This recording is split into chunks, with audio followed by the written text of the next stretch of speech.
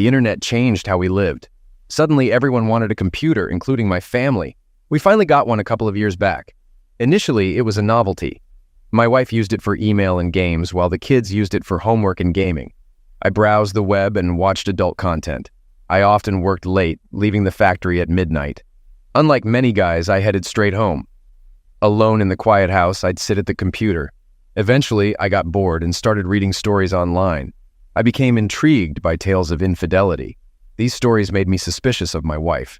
I started scrutinizing her behavior, even arguing with her. Despite her reassurances, I couldn't shake my doubts. I read less over time, but the thoughts lingered. I even wondered about my own reactions if I caught her cheating. Would it turn me on?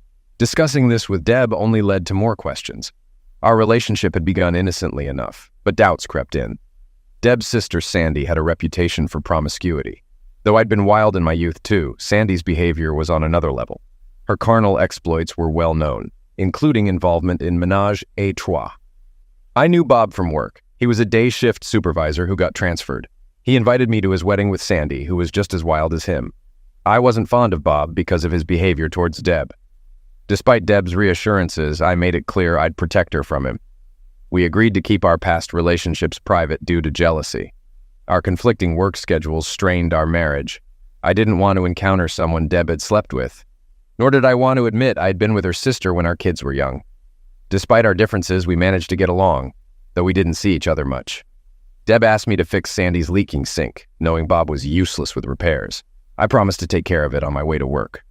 While I worked, thoughts of Sandy's lifestyle as a possible wanton lingered, fueled by Bob's revelations.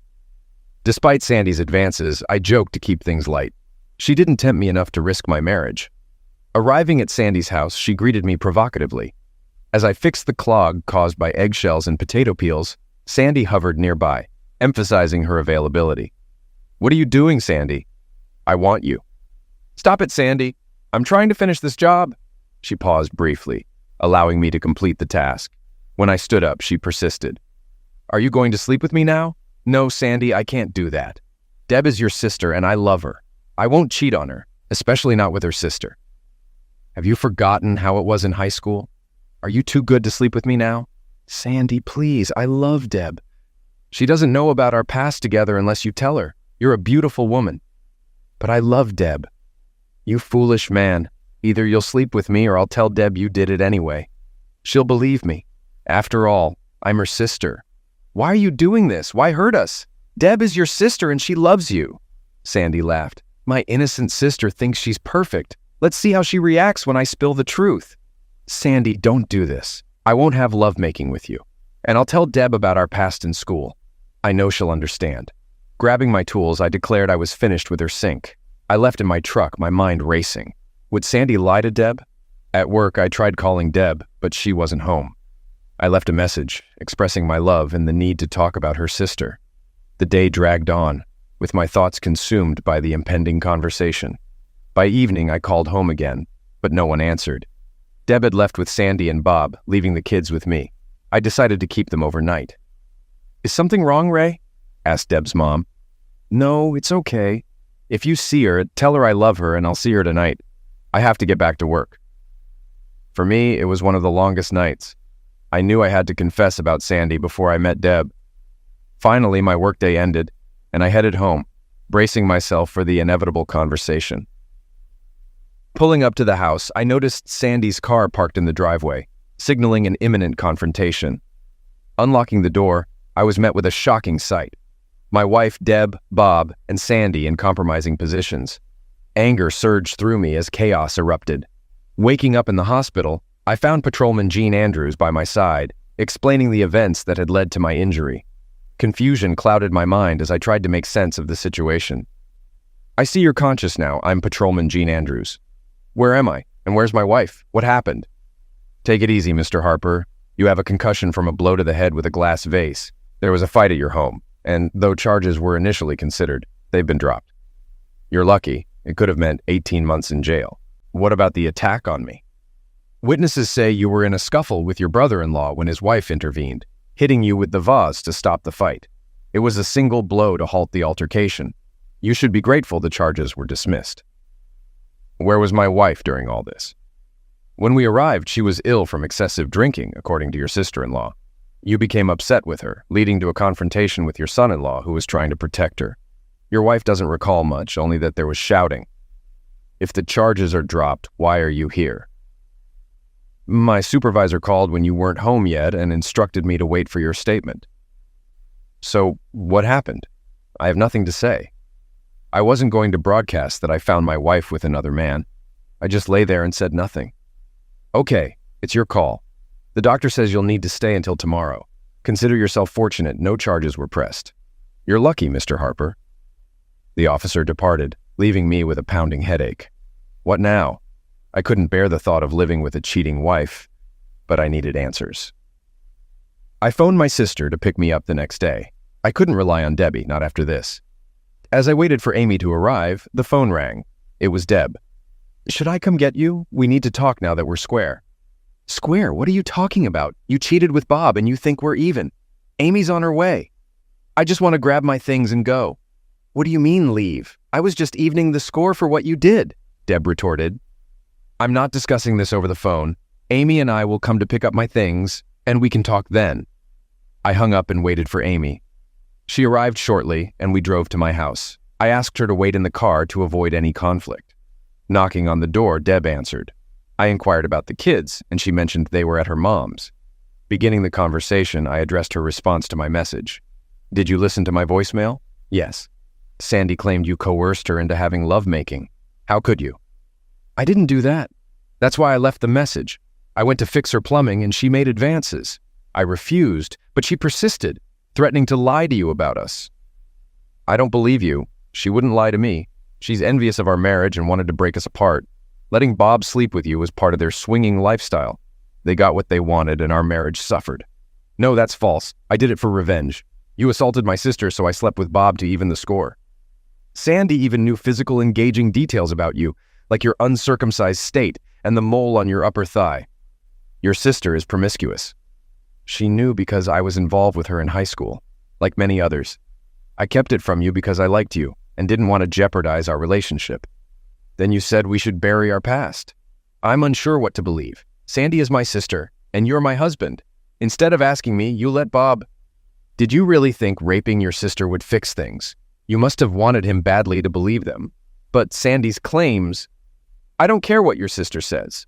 It's not just about Bob, it's about you not trusting me enough to discuss the accusations. If I had assaulted her, why didn't she report it? She didn't want to cause a family scandal, but she had no qualms about involving the police last night. She didn't cry maltreatment because it didn't happen. You can believe whoever, but this marriage is over. Why would you want to be with a rapist? No, you desired Bob and used me as an excuse. That's not true. I love you. Look up, love. It doesn't involve sleeping with others. I'll grab my things now and see you next week for the rest. I'm consulting a lawyer Monday to start the divorce process. Ray, hold on. This isn't how it was planned. Sandy said she forgave you and you'd forgive me. I only wanted revenge. No, you slept with Bob. And your sister. I grabbed my suitcase, packing a few things. What about the kids? Tell them what you want. I'm done with this. I'll arrange visits through a lawyer and Amy can help with the kids. I don't want to speak to you again. I left. Amy drove me to a budget motel. On the way, I told her everything. She knew I was truthful. Weeks passed. It was tough. I worked extra for expenses, found a cheap place and ate out mostly. In the divorce, assets split equally. Child support didn't bother me. I love my kids. I miss Debbie, but know it's over. Attended school events, avoiding Debbie's family, saw my kids weekly. Deb called often. I listened about kids, but hung up when she brought up us. Visited Amy's for dinner and played with kids. Sandy stuck to her story, leaving Deb torn. I had no proof. It was my word against Sandy's. Deb believed her, which hurt the most. One afternoon, the school called saying Kyle wasn't well. I fetched him and found he had a cold. I informed Debbie, who taught middle school, and she said she'd come home soon. After checking Kyle's temperature, which was slightly elevated, I waited with him. An hour later, Debbie arrived. As she went to check on Kyle, the phone rang. Without thinking, I answered. It was Sandy. "What are you doing there?" she asked. "Well, look who's calling the shots. Kyle was sick, so I brought him home. Thanks for ruining our marriage." I recorded the conversation, forgetting the answering machine was on. "Is he okay?" Why do you care? You're the reason his parents split. Ray, things got out of hand. You knew we were wantons, and Bob wanted your wife. If you had just slept with me, none of this would have happened. But instead, you came home and started a fight. You accused me of maltreatment and made Bob assault Deb. What kind of sister are you? Bob didn't force her. She willingly slept with him, and she'd probably do it again. She was drunk, and you filled her head with lies, then watched your husband violate her. Ray, you can't prove anything. I warned you Deb would believe me. If you need action, call me. Tell Deb to ring me later. Hope Kyle feels better. She hung up and I turned off the recorder. Debbie asked who called, and I told her it was Sandy. Your angel sister, who never lies to you, I replied. What did she want? I recorded her message. She said to call her back. See you in court Thursday. I guess it's our Freedom Day. Don't forget to listen to the message, I said, heading to my truck. My phone rang persistently on the way home, about 10 times. When I finally answered, it was Debbie apologizing, claiming Sandy told her the truth about not being maltreatmented. Good to know, but it doesn't change my mind. You slept with Bob without giving me a chance to explain. Despite telling you the truth, you chose your sister's tale, thinking I was a rapist. I loved you, maybe always will, but I also hate you for what you did to our family and the distrust you had for me. On Thursday, I took 2 days off work, signed the divorce petition at my attorney's office, and left before Deb arrived. Depressed, I went to the neighborhood bar where I saw Bob. Without hesitation, I punched him repeatedly until I was pulled away by others. Dragged off by the police, I was taken to jail. I made one call, reaching out to my sister Amy. I confessed my actions and insisted she shouldn't post bail. I'd face my sentence. Tears flowed when we hung up. Debbie tried to visit me in prison, but I declined to see her. Nearly 2 months later, my case went to court. I pleaded guilty to assault and received a 2-year sentence, minus time served. Amy stored my belongings, informing me that Debbie was unwell and wished to see me. I refused. Deb truly loves you. Her family is furious about Sandy's accusations. Also, Debbie never showed up to sign the divorce papers. So legally, you're still married, Amy informed me. Prison life was harsh, fights were routine, and I had to earn respect.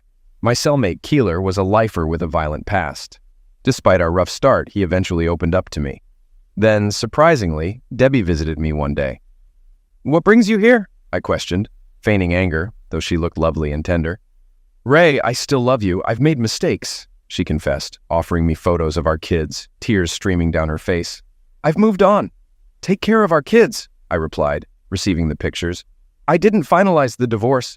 I'll wait for you no matter how long, she pleaded. I felt torn. Despite her mistakes, I still loved her.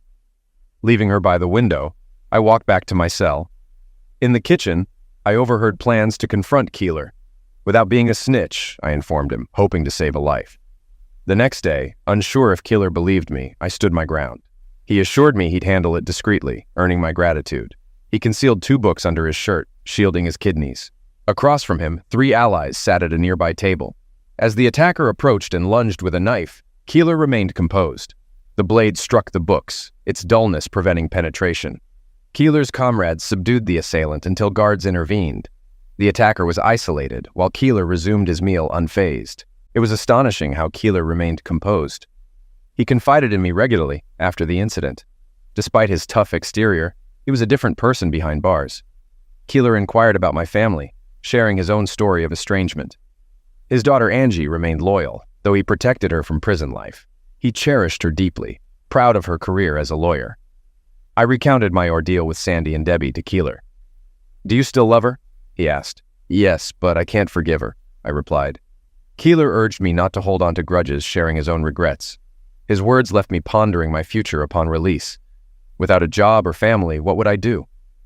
The following month, Debbie visited me again, her eyes teary but smiling. She handed me drawings from the kids, portraying us as a family. They miss you, Ray, and I miss you terribly. Can you forgive me? Can we rebuild our family?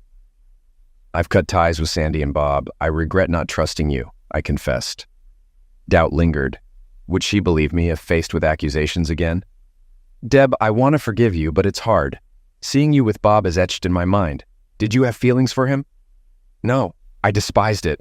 I felt sick when you walked in. I regret my actions deeply. I only want you, Ray, the father of our children, she pleaded. Weeks later, Amy visited with unsettling news. I saw Sandy and Bob together at the house. I don't know why. I thought you should know. Confusion swirled.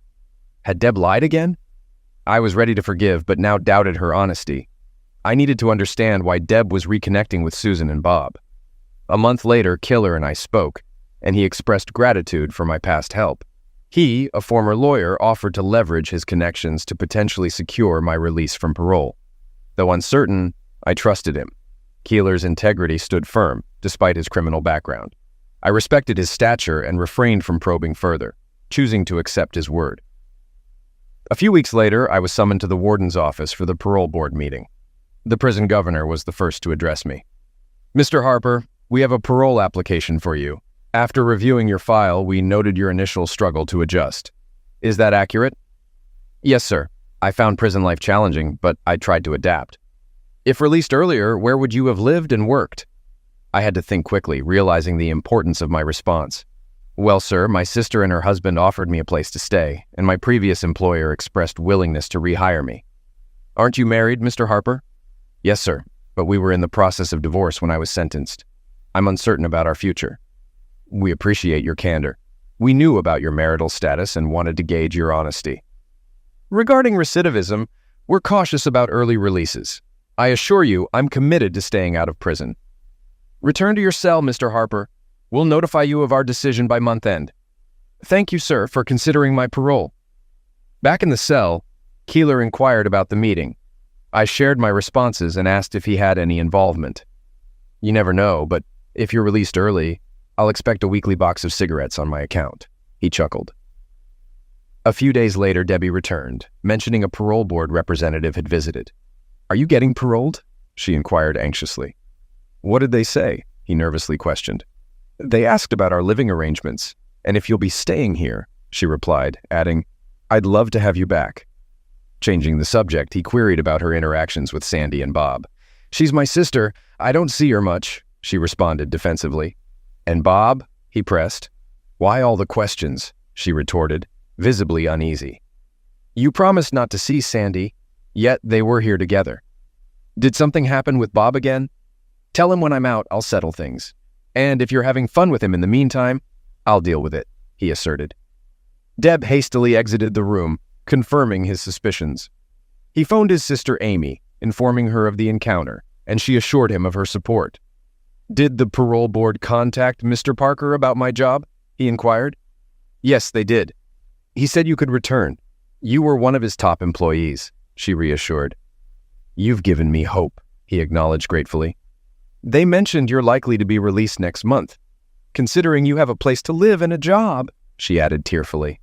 Amy's words buoyed his spirits. I received a call informing me of my upcoming release next week. They provided the name of the lawyer handling my case and instructed me to report to the agency promptly after my release. It puzzled me why I had to meet with a lawyer instead of a parole officer. However, I learned that the law firm facilitated my release, handling paperwork, explaining my parole terms, and arranging a meeting with a parole officer. I expressed gratitude to Keeler, remembering our agreement about the cigarettes. Regardless of his involvement in my parole, the prospect of freedom was worth a weekly box of cigarettes. As I stepped outside the gate, my sister Amy awaited me tearfully. We shared a hug and a brotherly kiss. Inside Amy's house, her husband welcomed me warmly. Amy mentioned that Debbie, after consulting with a lawyer while I was incarcerated, had initiated the divorce proceedings. It seemed my suspicions about Deb were confirmed. Yet now, I was a free man. Knowing I needed to arrange visitation with my kids, I called Deb's house beforehand to ensure she was available. I clarified that I sought no trouble and suggested we discuss arrangements on her porch. Reluctantly, she agreed, warning of involving the police if there was any disturbance. As I arrived at the house, my children rushed to me, shouting, "Daddy! Daddy! You're back!" I embraced them tightly, feeling the depth of my longing for them. After a brief chat, I urged them to ride their bikes, recalling how their mother and I used to watch them from the porch. "Debbie, these kids are mine too. I want to be a part of their lives," I asserted, frustrated by her dismissive attitude. "I was willing to forgive you, but you went back to Bob and Sandy. I won't tolerate exposing my children to their lifestyle," I warned sternly, emphasizing the seriousness of my intent. Debbie insisted she wouldn't subject the kids to that lifestyle and claimed she had changed. "Actions speak louder than words," I reminded her skeptically. After bidding my kids farewell, I discussed their well-being and promised to spend more time with them once I found a nearby apartment. As I left, a sense of unease settled over me, knowing I needed legal guidance in this complex situation. I hadn't spoken to the lawyer who secured my parole.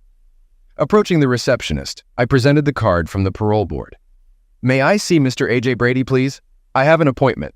I'm Ray Harper," I stated. The receptionist assured me Brady would see me shortly and directed me to take a seat.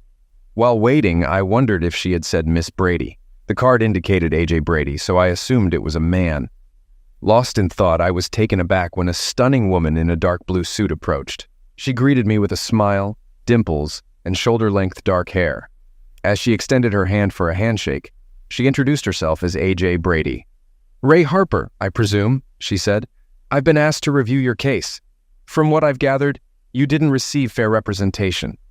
Let's discuss further in my office," she added, instructing the receptionist to hold calls. "Yes, Miss Brady," the receptionist responded. I followed her into her office. If she had asked, I would have followed her anywhere. She was strikingly beautiful. "Well, Mr. Harper, we finally meet," she said. "Please call me Ray," I replied gratefully. "I owe you my life, but I'm curious, why me?" "A friend of mine asked me to look into your case," she explained. "Your lawyer failed to mention key details like your recent divorce and extenuating circumstances. I presented these to the parole board, who agreed your sentence was excessive." "Why me, Miss Brady? Who hired you? Can I call you AJ?" I inquired. "Look, Ray, a friend asked for my help and I delivered. Knowing who hired me isn't crucial. And yes, you can call me AJ," she replied. "There are some things we need to discuss." "Would you join me for lunch?" I asked. "I don't usually meet clients outside the office," she replied.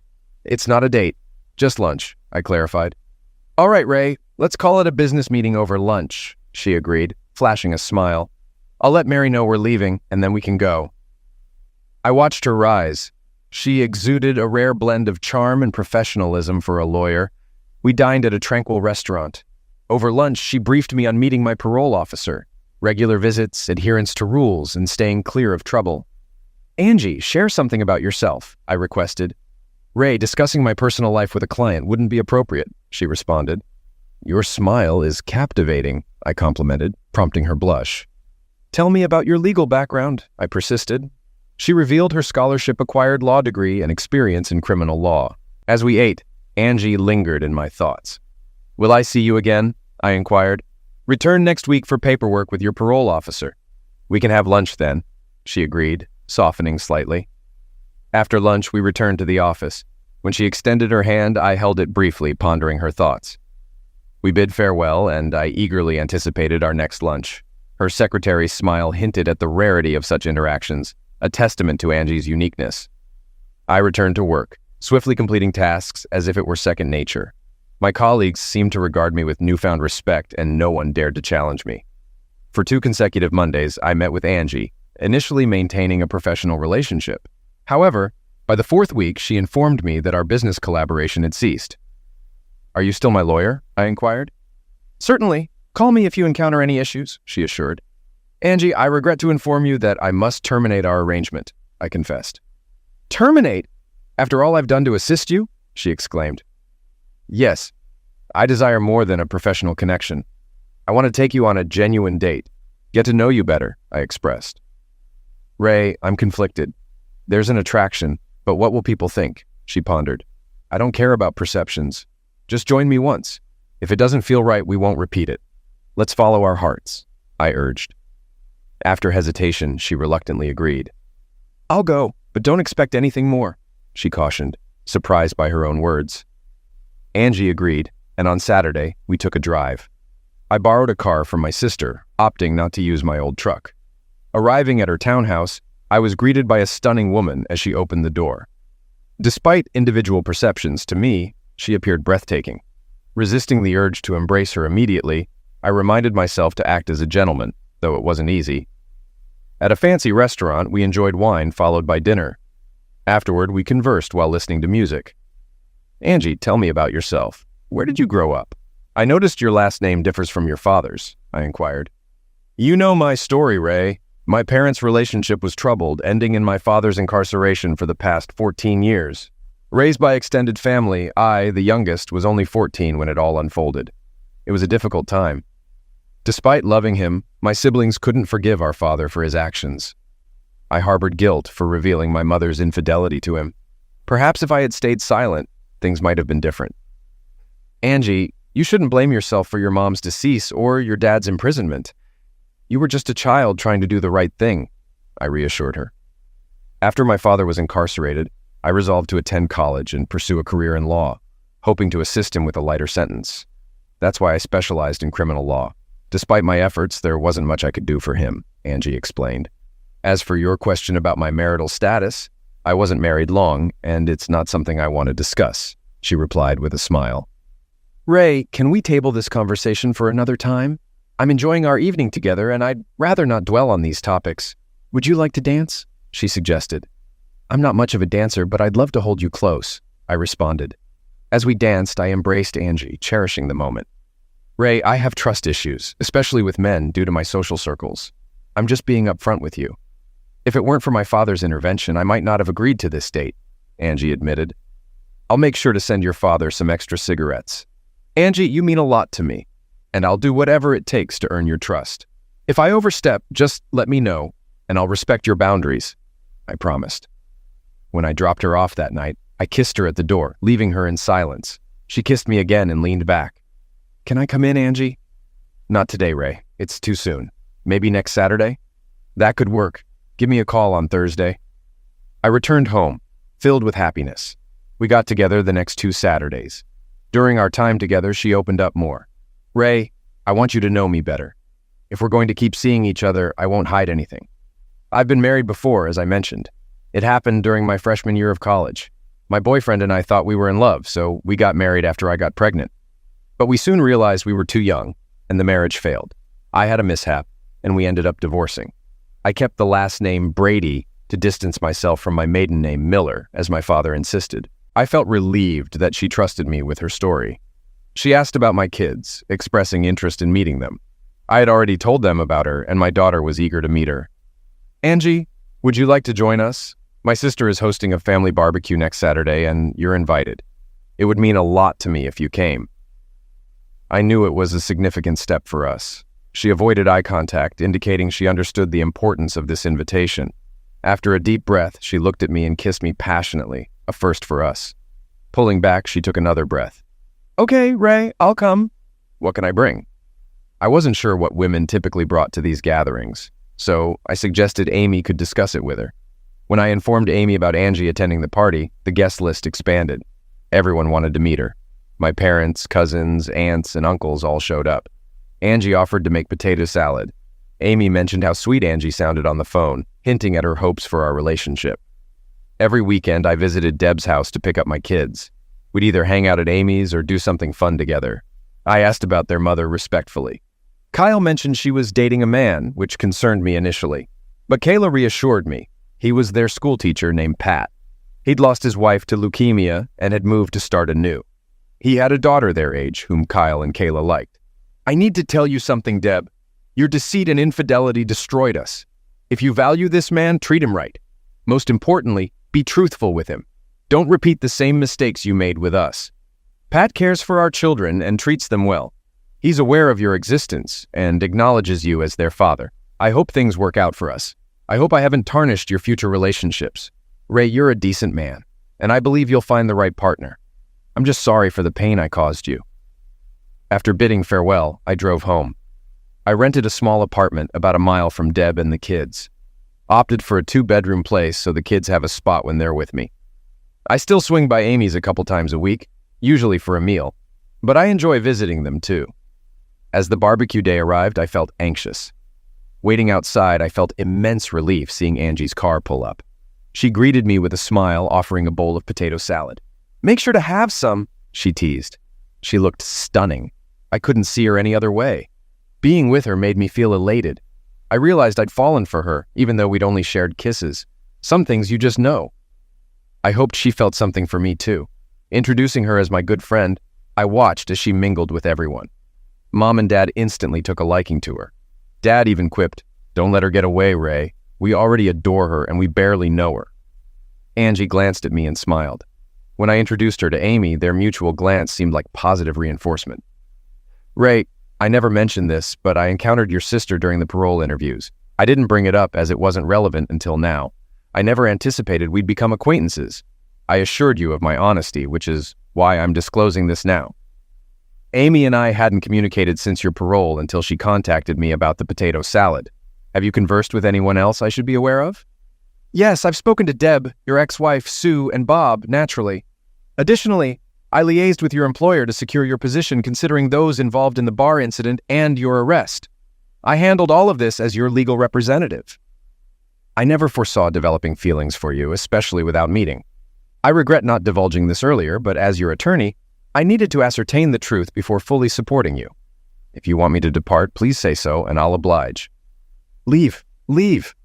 All I heard was your declaration of love for me. I embraced her with a kiss, followed by a hug, and then introduced her to the rest of the family. I informed Angie I'd return shortly as I needed to pick up the kids, who were eager to meet her. Upon my return, Kayla approached and introduced herself to Angie. Hi, I'm Kayla. Are you Daddy's girlfriend? You're really pretty. Just like Daddy said. Hi, Kayla. You can call me Angie or AJ. You're a very pretty girl, too. It's really nice to meet you, Kayla then said. Come meet my older brother. He's 10 and a bit shy around girls. Kyle, this is AJ, Daddy's friend. I observed Kyle shaking Angie's hand. She knelt down to chat with the kids at their level. The way they interacted indicated they were likely to become friends. I joined them, and Kyle, not typically talkative, told me, "We like her, Daddy. She's so pretty and sweet." Angie simply glanced at me and smiled. The barbecue was fantastic as the evening progressed. While chatting with Angie, Kyle and Kayla approached us. Dad, remember you mentioned going to the amusement park in 2 weeks? Can Angie come with us? That way, when Kayla and I ride the attractions, you'll have someone to talk to. I attempted to convey to Kyle that such inquiries should be made in private. Angie might have other commitments or might not enjoy amusement parks. He glanced at Angie and apologized to her. Sorry, Angie. I didn't realize you weren't fond of amusement parks. Angie chuckled and knelt down, addressing Kyle. Sweetheart, what your daddy means is that those questions are better asked to him privately, not me. As for amusement parks, I adore them and would love to go. If it's all right with your daddy, perhaps you and I can enjoy the roller coaster together. Sure enough, we all headed to the amusement park, where the kids eagerly rode every attraction. Angie kept her promise to Kyle and rode the roller coaster with him, as well as the Ferris wheel. On our way back, Kayla remarked, Dad, you should get a car instead of your truck. Angie can't always use hers. We won't all fit in your truck. We chuckled at Kayla's observation, realizing she was correct. Over the following weeks, I didn't see much of Angie. Work kept me busy on weekends, and she had court obligations. Although we spoke on the phone occasionally, it wasn't the same. One Saturday, I picked up the kids, and we decided to visit Chuck E. Cheese's, a pizza place with various games and prizes. After arriving home, Kayla asked if she could invite Angie to join us. Not wanting to disappoint her, I agreed to call Angie. Angie, I called out. Angie, it's Ray. Kayla wanted me to give you a call. Any plans for tonight? Oh, hey, Ray. I was going out with some friends. Oh, okay. Have a great time. Ray, you mentioned Kayla wanted to talk to me. Can you put her on the line, please? It's all right, Angie. Sure, that'd be nice. Could you pass the phone to Kayla? I could only hear one side of the conversation. Hey, Angie, Dad's taking Kyle and me to Chuck E. Cheese's for pizza and games. We thought you might want to join us. Yeah, okay. I'll let him know we miss you too. All right, bye. I felt bad for Kayla. I'm sorry, honey, but Angie already has plans. What do you mean, Dad? She said she'd be here in half an hour. She mentioned she's getting a car, so she doesn't always have to use hers. Yeah, Daddy, she said she misses us. Later that evening, after we returned from a pizza party where the kids won a bunch of stuffed animals thanks to Angie's skills at the games, I dropped them off at their mom's house. Angie expressed her desire for us to get to know each other better. We headed to my apartment and settled on the couch. Angie, you know I care about you, right? I wouldn't be here if I didn't. I want to be engaged with you. I haven't trusted a man in a long time. All I ask is for you to be gentle and caring. I don't want to feel used. I want to feel loved. We began on the couch and eventually moved to the bedroom, indulging in whatever pleased us. I pampered her feet with massages, licked whipped cream off her stomach, and explored every sensation. We spent hours caressing, massaging, and expressing our love. Holding her in my arms after lovemaking was when I felt most content. It was comforting to cuddle and feel her close to me, something I hadn't experienced in a long while. She ended up staying the entire night. I rose before her and prepared French toast for us. Emerging from the bedroom, she wore one of my t-shirts, which looked particularly fetching on her. I couldn't help but express my admiration for how wonderful she looked, even in the morning. After a quick shower, we sat down to talk. Angie, what do you envision for our future? You know how much I love you, and my children and family adore you. What are your thoughts on what comes next? Ray, I feel like I'm sounding like a lawyer. We've only known each other for a few months, and last night was our first time making love. I understand it's early, but I want you in my life every day. If we haven't had our fill of love, we can return to the bedroom and spend the whole day there. Angie smiled at the suggestion.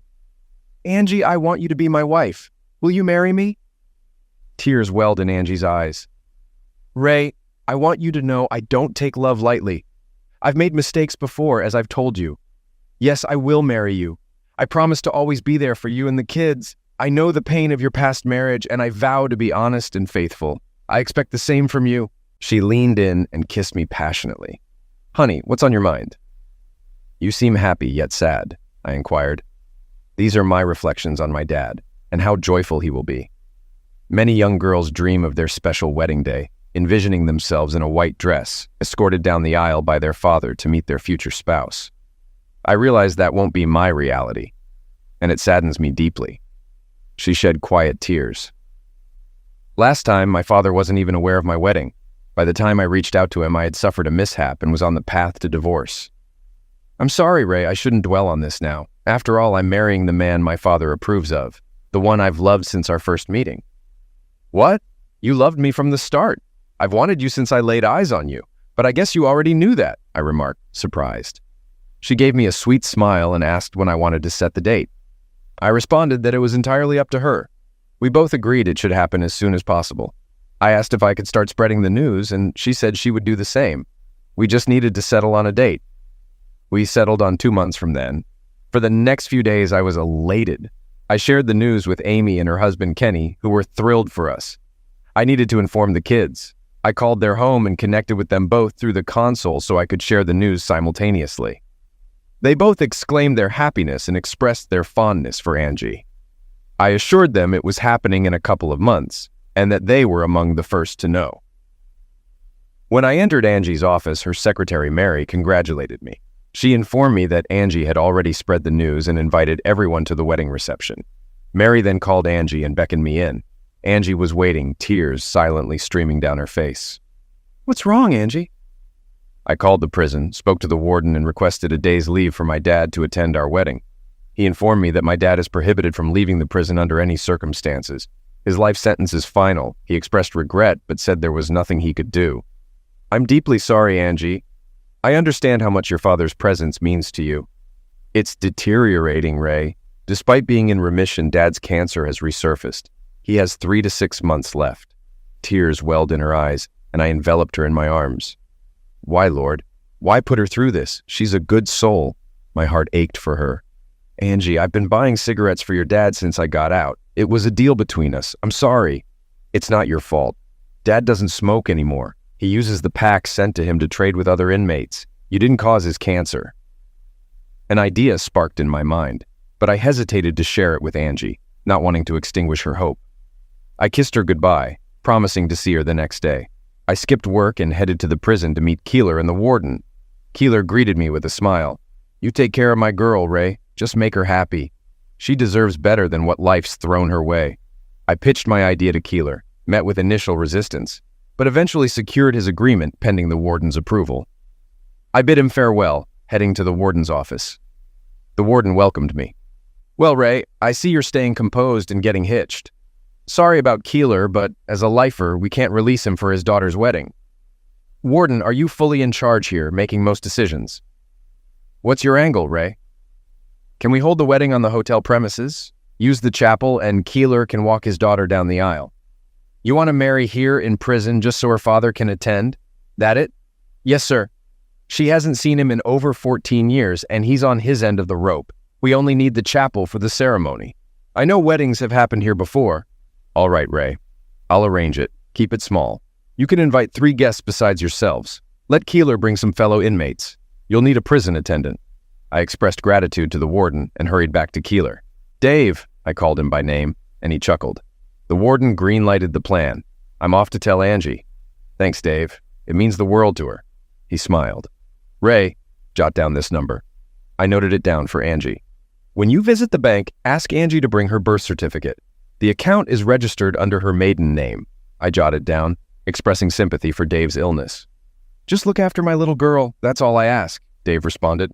Returning to Angie's office, she noticed my smile and inquired what was happening. "You don't mind getting married in prison?" I questioned. "What? What's this about, Ray?" I recounted my conversation with the warden, mentioning that her father would be permitted to walk her down the aisle. Tears of joy welled up in her eyes. "God, I love you, Ray." I informed her about the safety deposit box, and we proceeded to inspect its contents. "I'm Angelina Juanita Miller, and I'd like to access my safety deposit box," Angie informed the attendant, who examined her birth certificate. He escorted us to the safe deposit box, unlocked it, and exited the room. The first thing we noticed was a note from her father. "Dear Angie, if you're opening this box, it means you're either getting married or I've already passed away. I hope it's the former. In the little box is your mother's engagement ring. I know everyone wondered where it went, but I put it here for safekeeping. I want you to have it and wear it with pride. Your mother had her faults, but she loved you, and I know she would want you to have her wedding ring. There are also bonds here, totaling over $15,000 that will help pay for your wedding. I formalized them before I was sent away. When you see your brother and sister, tell them there's a box for each of them too, if they haven't gotten theirs yet. Only yours has a ring in it. Congratulations, and always be honest with your husband. With love, Daddy." Angie and I discussed our wedding plans, opting to invite her brother Brad and sister Lisa, along with my sister Amy. We plan to extend invitations to family and friends for the reception, scheduled shortly after the ceremony. Angie and Amy dedicated the following month to preparing for the event, although it incurred additional expenses due to the short notice. However, I was determined to fulfill as much of Angie's dream as possible. Amy volunteered to capture the event with her digital camera. We visited Angie's siblings, where she introduced me to them. They clarified that while they didn't harbor animosity towards their father, they disapproved of his actions. Angie elucidated the significance of the wedding and the circumstances surrounding it, leading Brad and Lisa to tears upon learning of their father's terminal condition. After agreeing to attend, Angie provided them with their bank deposit box numbers, revealing their father's unexpected provisions. On the wedding day, Angie and I drove to the prison together, accompanied by Amy and her husband, who waited in the car. Upon our arrival, I arranged for a costume for Keeler, delivered by a guard, while I donned the rented tuxedo. Amy assisted Angie with her wedding attire in another room, as Angie preferred I not see her until the ceremony. Inside the chapel, I awaited Angie's entrance alongside Brad and Lisa, who would serve as my best man and Angie's maid of honor, respectively. A prisoner played the piano, setting a solemn atmosphere, while additional prisoners, friends of Keeler Dave, were seated. The warden, accompanied by the priest, announced refreshments after the ceremony, displaying unexpected kindness. As "Here Comes the Bride" filled the chapel, everyone rose to their feet. Angie entered, escorted by her father, tears streaming down both their faces. Angie's wish had been granted. Her father would walk her down the aisle on her wedding day. Once they reached the front, the audience took their seats, leaving only the small wedding party standing. Another guard entered and shut the door. The priest inquired, "Who presents this woman to marry this man?" "Yes, sir," Dave responded proudly before taking his seat. "Angelina Juanita Miller Brady, do you accept Raymond Michael Harper as your husband?" The priest proceeded with the ceremony, posing the same question to me. We both solemnly affirmed, "To love and cherish from this day forward." It reflected our mutual commitment. Nothing would ever come between us. With challenging pasts, we were determined to make our marriage succeed. After exchanging vows, I kissed the bride. Angie then embraced and kissed her father. We adjourned to an adjoining room to chat briefly and partake in cake and punch provided by the warden. Brad and Lisa approached their father, embracing him for the first time in nearly 15 years. Tears flowed, mingling joy with remorse. Aware of their father's terminal condition, they sought to reaffirm their love for him. Amy documented moments throughout the ceremony, capturing heartfelt interactions among Dave and his children. Her photos, encompassing tears, embraces, and even some laughter, were swiftly developed and enlarged at a 24-hour photo center. Expressing gratitude to Dave and the warden for fulfilling Angie's wish, We bid them farewell. As we departed, Brad and Lisa were still engaged in conversation with their father, a heartening sight. Returning to town for the reception, we were greeted enthusiastically by all our invited guests. Kyle and Kayla eagerly embraced us upon our arrival, their excitement palpable. Entering the auditorium, we were met with jubilant cheers. Tears welled in the eyes of my parents and nearly everyone who greeted us. Angie's friends, many unfamiliar to me, also welcomed us warmly. Notably, Mary approached, offering hugs of congratulations. Around 30 minutes later, Amy arrived with the photographs. She enlarged several of them and laid them out on the table for everyone to view. Brad and Lisa stopped by to collect their families. Brad was accompanied by his wife and 2 children, while Lisa was with her husband and 3 children.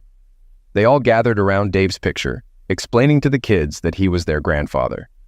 Amy informed them that she had taken 4 sets of photos, and after the reception, each family would receive 1 set to take home. There was one for Brad and Lisa, one for Angie and me, and naturally, one for Amy. I must mention how stunning Angie looked in her wedding gown. If she had wings, she would have resembled an angel sent by God. She was the most exquisite woman I had ever seen, and now she was my wife. I believe most men feel similarly about their wives. We danced, dined, and danced some more, accompanied by the clinking of glasses. Our lips were practically inseparable throughout the evening. Colleagues at work told me I was incredibly fortunate, but trust me, I didn't need to be reminded. I knew I had found something precious, and I intended to cherish it forever. For those curious, Deb and Pat were absent from our wedding. It was Angie's special day, and I wanted nothing to mar it. Witnessing her and her father walking down the aisle, seeing her brother and sister reconcile with their father, and witnessing the family coming together once more. These are moments I will never forget. Update. It's been 6 months since our wedding. Debbie and Pat tied the knot last month. I'm glad to see Debbie making a genuine effort to turn her life around. My kids report that Pat is treating them well. I inquired about Aunt Sue and Uncle Bob, and my kids informed me they relocated to another state. I transitioned to the day shift to spend more time with the kids and be home with Angie every night. Angie became pregnant with our baby 3 months after our wedding. Dave Keeler passed away. The kids visited him monthly until his passing. It was a somber moment, but we were able to share the news of Angie's pregnancy with him. We informed him it was a boy, and we planned to name him David Raymond. That brought a smile to Dave's face. Reflecting on everything, the betrayal of my cheating wife, meeting the woman of my dreams in prison, and marrying her, I realize I'm starting anew and preparing to become a father once more. Not a day passes without me thanking God for all I have. I'm grateful for the opportunity He's given Angie and me to find happiness again. That's all.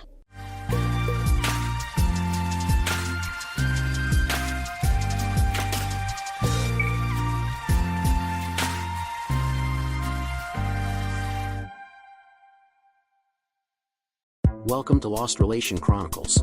I've been married to Kathy for 15 years. We have 3 kids, Evan, Derek, and Lila, and a nice house in a good school district. Our lives are comfortable, 2 newer cars, and my wife has the luxury of working for a nonprofit because we don't really need the extra income. I have a job that interests me. The workload's eased up in the last few years, and my hours are reasonable. I travel occasionally, both for work and pleasure. On the surface, everything's great. Good family, a stable home, the 2-car garage. What else could I possibly want? But then, one evening after work, I came home to find Kathy sitting at the kitchen table looking nervous. "Hey, what's going on?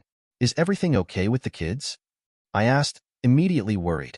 She looked at me, her face tight with tension. "They're fine, Ryan," she said, her voice soft but steady. "But I have some really bad news. I'm leaving you. I'm going to marry Henry Caldwell." I froze. "What? Who's Henry Caldwell? What does he have that I don't? Do you love him?" She nodded, her eyes sad. "I do love him. We've been seeing each other for about a year now. He's the governor's cousin, on the side of the family that inherited most of the fortune. The kids and I are going to move in with him." That name hit me like a ton of bricks. Henry Caldwell? That Caldwell? Are you serious? You've been seeing him for a year and I never knew? What the hell is going on? I was stunned. My whole world had just crumbled. It's true then. The husband is the last to know. Well, I guess I made it easy for you. Me trusting you implicitly. Are the children mine? Of course they are. How could you think that of me? Oh, yes, they are yours. She was nice looking, but not a stunner. And nothing out of the ordinary in bed. Unless she must have worked a lot harder to please him than she ever did with me. But what's the point? The pain was turning to a bitter anger, but I was able to keep control of myself. I guess I've been screwing a $1,000,000 hooker. I glared at her, jumped to my feet, and gestured towards the door. Well, get the hell out of my house, and don't let the door hit your butt on the way out. You goddamn cheating woman. Enjoy the good life, until he dumps you for someone younger. I have nothing more to say to you. She tossed an envelope on the table and moved quickly out the door, and I sat and cried. I went upstairs to lie down and saw that the children's rooms had been emptied out, including the pictures they had hung on the walls. It felt like I was living in a tomb. In the weeks to follow, she and Henry Caldwell refused to let me talk with my kids. It was Lila who snuck out and knocked on my door. We worked out a clandestine meeting arrangement. I got 6 burner phones and gave the kids one of the numbers. Every couple of weeks I gave them a new number, so if anyone checked their phones, my numbers were only called occasionally. We were careful about emails which could only be sent from the library computers or a friend's computer, making sure that I use a fake name to hide from my ex. So, I kept up with their lives, not as often as I would like, while Lila called every other day, and the boys about once or twice a week.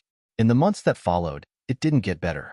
Words cannot describe the fury, hurt, depression that washed over me, that was drowning me. Kathy had traded up in marriage, so far up that she didn't bother to ask for any of our assets, alimony, or child support. There was no point. I guess, to her credit, she asked for nothing of any commercial value. But what she did take was priceless, my 3 children. We sometimes read stories where a woman is offered $1,000,000 to have sex with some guy. Usually it's women we wonder about, the assumption being that most guys would do it for free. The goofy part of that question is, who would pay $1,000,000 for sex, especially for sex with an average person? I guess that Caldwell has tens of millions of dollars, so I can see her bailing for that. Who knows, maybe it was love. I can say for sure I wouldn't have run off with a Mrs. Caldwell, but I suppose you don't know until someone offers. And the kids too, hiding contact with me.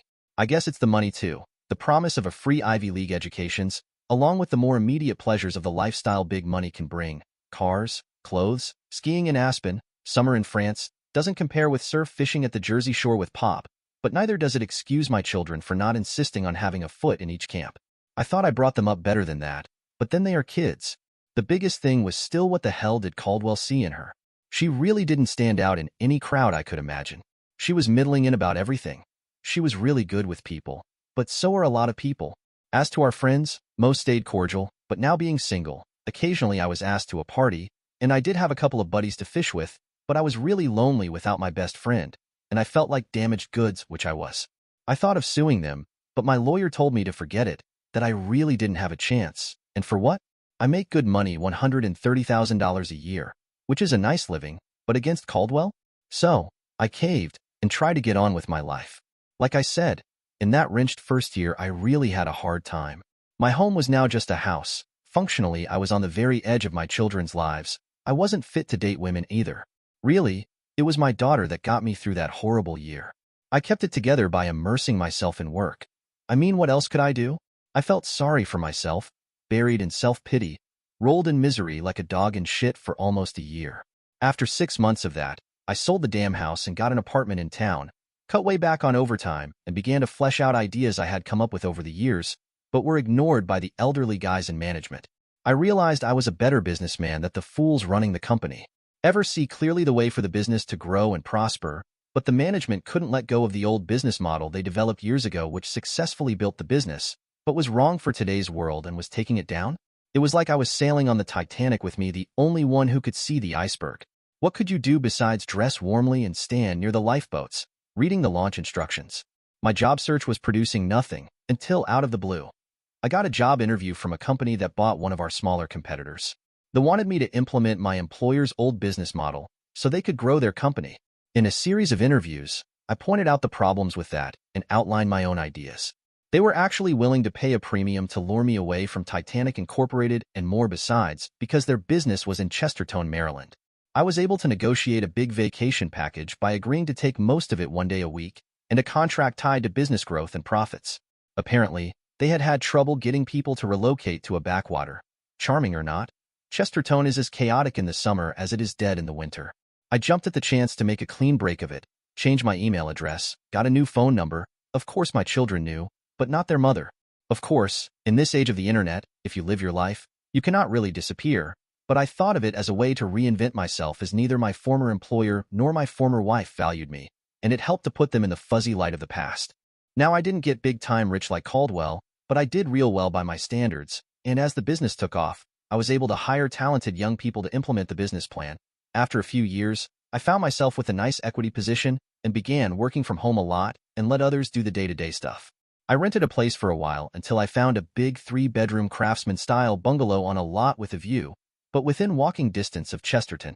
The big demand here is for old historic homes, but houses from the 1920, 1930 are modern houses and pretty reasonably priced. As a bonus, it had $20,000 of woodworking tools and a heated garage that the old guy bought new when he retired, but never got around to learning how to use. I joined the local historical society, volunteered for this and that, put myself out there, as they say, but unfortunately, the selection of suitable mates was thin. I was 45 years old, relatively few single women in the 35 to 40 age group, and of the few of a suitable age. Well, I'll get shot for saying this, but the education level of the year-round residents was mixed, and the summer people were generally too high-end for my taste. One of the members of the Historical Society asked me if I could fix an electrical problem on his boat. I liked the old guy, so he and I spent Saturday on the boat, and I fixed a plethora of assorted problems. We took it out for a short cruise, and I found I liked sailing, and he liked company, so he taught me sailing. We worked out a trade. I'd keep all the mechanical/electrical stuff running. He's pay someone to the endless cosmetic restoration and cleaning, and I could take it out more or less at will. I just had to call in advance. If it was a day sail, often as not we would go out together. I should tell you that I could have bought the damn boat, but I'm cheap, and who wants the expense of owning and maintaining a boat? I was at the marina changing the oil in the auxiliary engine, and heard hoots and shrieks as a boat was ineptly wallowing up to the dock. I grabbed a boat hook and trotted over. Seeing the run of the tide, I called for the stern rope. They threw it short, but I could just hook it and pulled the stern to the dock, whereupon the tide pushed the bow in so I could catch that rope which was dragging in the water and tie them fast. The idiot at the wheel was drunkenly insisting I join their party for dinner at one of the expense account restaurants nearby. I had no interest in spending the evening with a bunch of honking drunks and politely demurred when a really good-looking woman came up beside Captain Rum. "Don't be put off by Wallace. I would like you to come to dinner with us. After all, you rescued us. So much you can infer from a sentence." She was sober, no rings on her left hand, nice-looking, educated, faint British accent, with a body built for comfort. "Now would you be sitting alongside me at dinner?" Hoots of teasing laughter from the boat. "He hooked the boat, and you hooked him. Way to go, Heather." We were smitten with each other. Heather was 7 years younger than me, worked in a law office in Washington, D.C., writing laws and regulations for lobbyists. She was a gorgeous thing, not Hollywood gorgeous, but somebody I certainly would pick out of a crowd. As we talked, I found she shared my politics, love of old things, the water, and reading. She couldn't have children, which bothered her years ago when she got the news, but over the years became reconciled with it. Me, after the experience I had with mine, that didn't bother me at all. "Heather, I don't want this night to end. No strings here. Would you stay at my house? I've a guest bedroom with a locking door. Not that you need to. Got your driver's license with you? Give it to me." I handed it over. She took a picture of it with her phone, emailed it. "There, if I don't come back in one piece, my mother will come after you. Can you drive me to Waldorf Sunday night?" "Sure. Where's Waldorf?" No cabs around the restaurant, but I waved to a couple of older women I knew fairly well who were just leaving, and I asked them if they could drop us off at the marina where my car was. One of them had set me up with 2 blind dates and was delighted to see I was sweet on Heather. After the introductions to Grace and Eulalia, who prefers to be called Lily, they teased Heather. Lily started in. "Ryan is a real asset to the town. I try to fix him up with a local girl or two, but my mistake was not being able to find anybody who looks as lovely as you. We want to keep him here, so when you marry him, you have to agree to live here." Grace chimed in. "He can cook, fix anything, and has a good income. Plus, he's nice to sweet old ladies." Heather gave it right back. "Well, if he's been rejected by all of the young women around here, maybe I should be careful. They must know something I don't." "Lily, or more likely you recognize what you've got there. Bathes regularly, but a very disheveled dresser. He does need taking care of. Ladies, please, I just met Heather this afternoon. You'll scare her away." We didn't have sex that weekend, but the next weekend, we took the boat out, and we drilled like rabbits as both of us were ending a long dry spell. Physically, she was the opposite of my ex-wife. The ex was short, skinny, and blonde.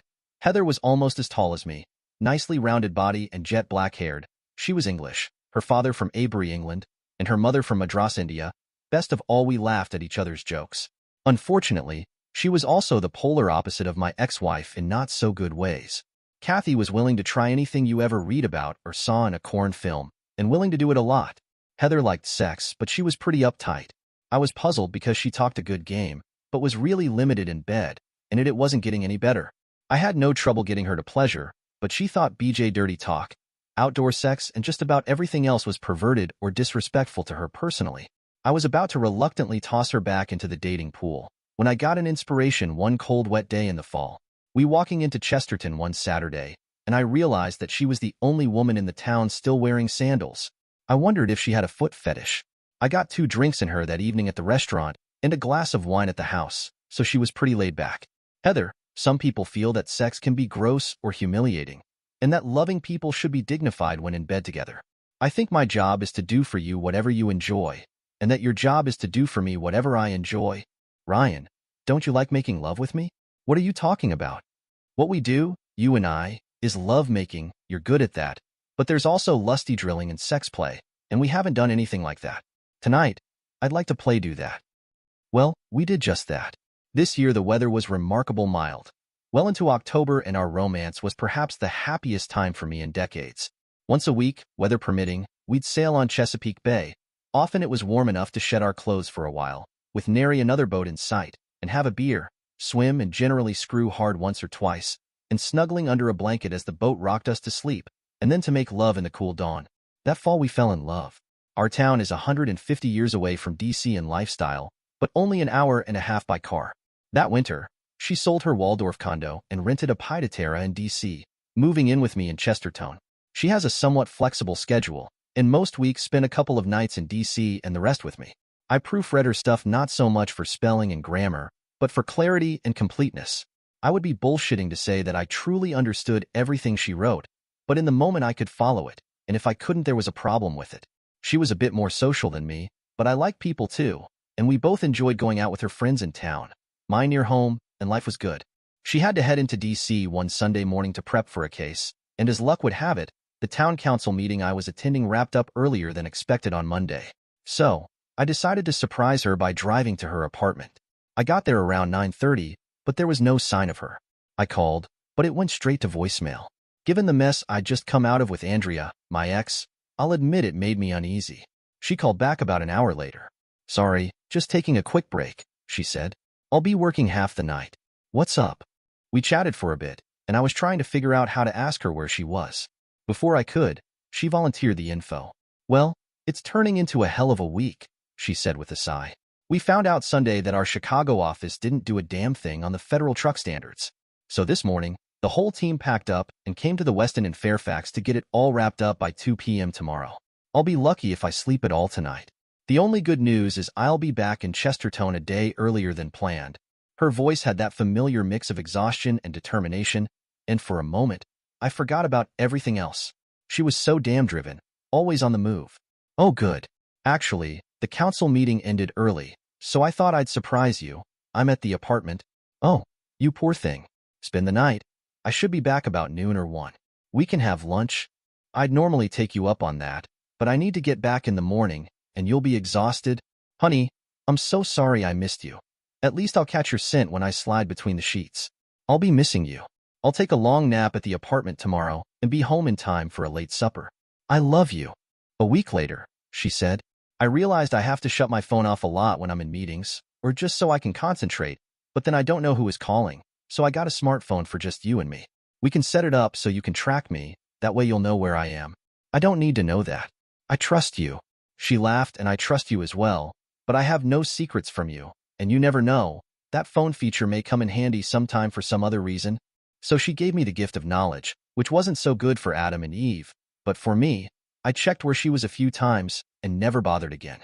We had had the biblical 7 years of good luck, and I wondered if it was coming to an end when I opened my door one Saturday morning to be greeted by my ex-wife. I wrinkled my nose and said, "You're dead to me," as I shut the door. Of course Heather heard what happened. "Who was that?" "My ex-wife. I told her to F off, but now she's was knocking again. On how nice, invite her in." I told her she was dead and shut the door on her. Heather glared at me. It's my house too, and you'll be nice to her if only because she's a guest in our house. Things are obviously going very poorly for her, or she wouldn't be here. Heather smiled as she opened the door. My husband tells me you're Kathy. How nice to finally meet you. I'm Heather, by the way. I looked at her more carefully and shivered a little.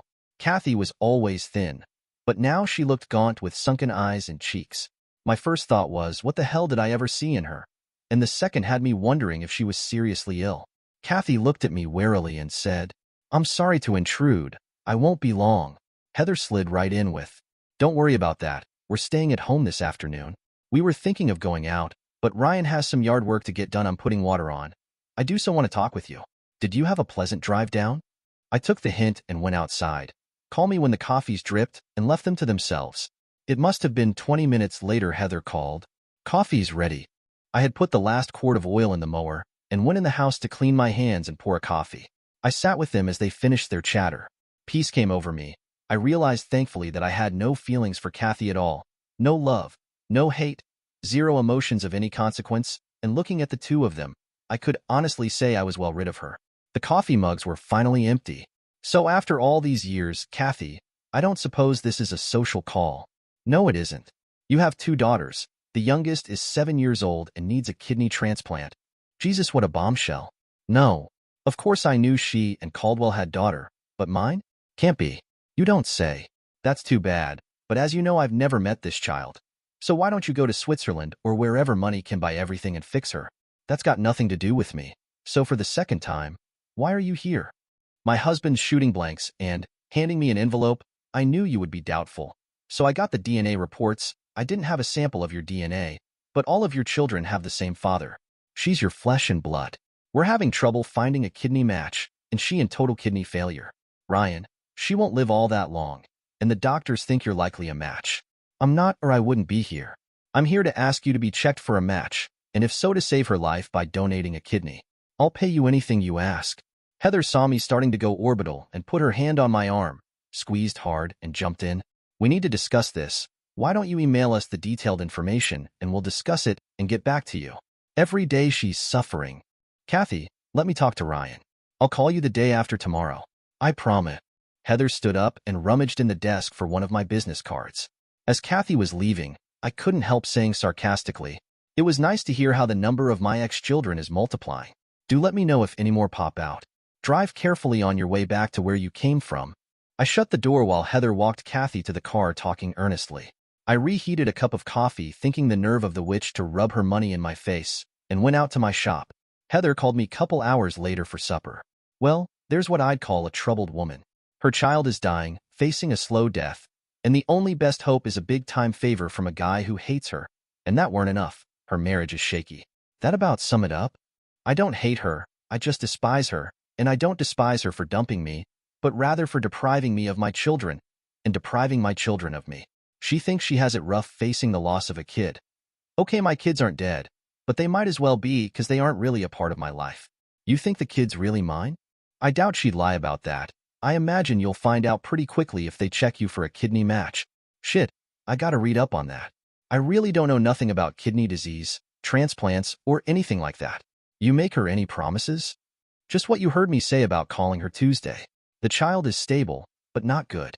And Ryan, I'll support you, whatever comes.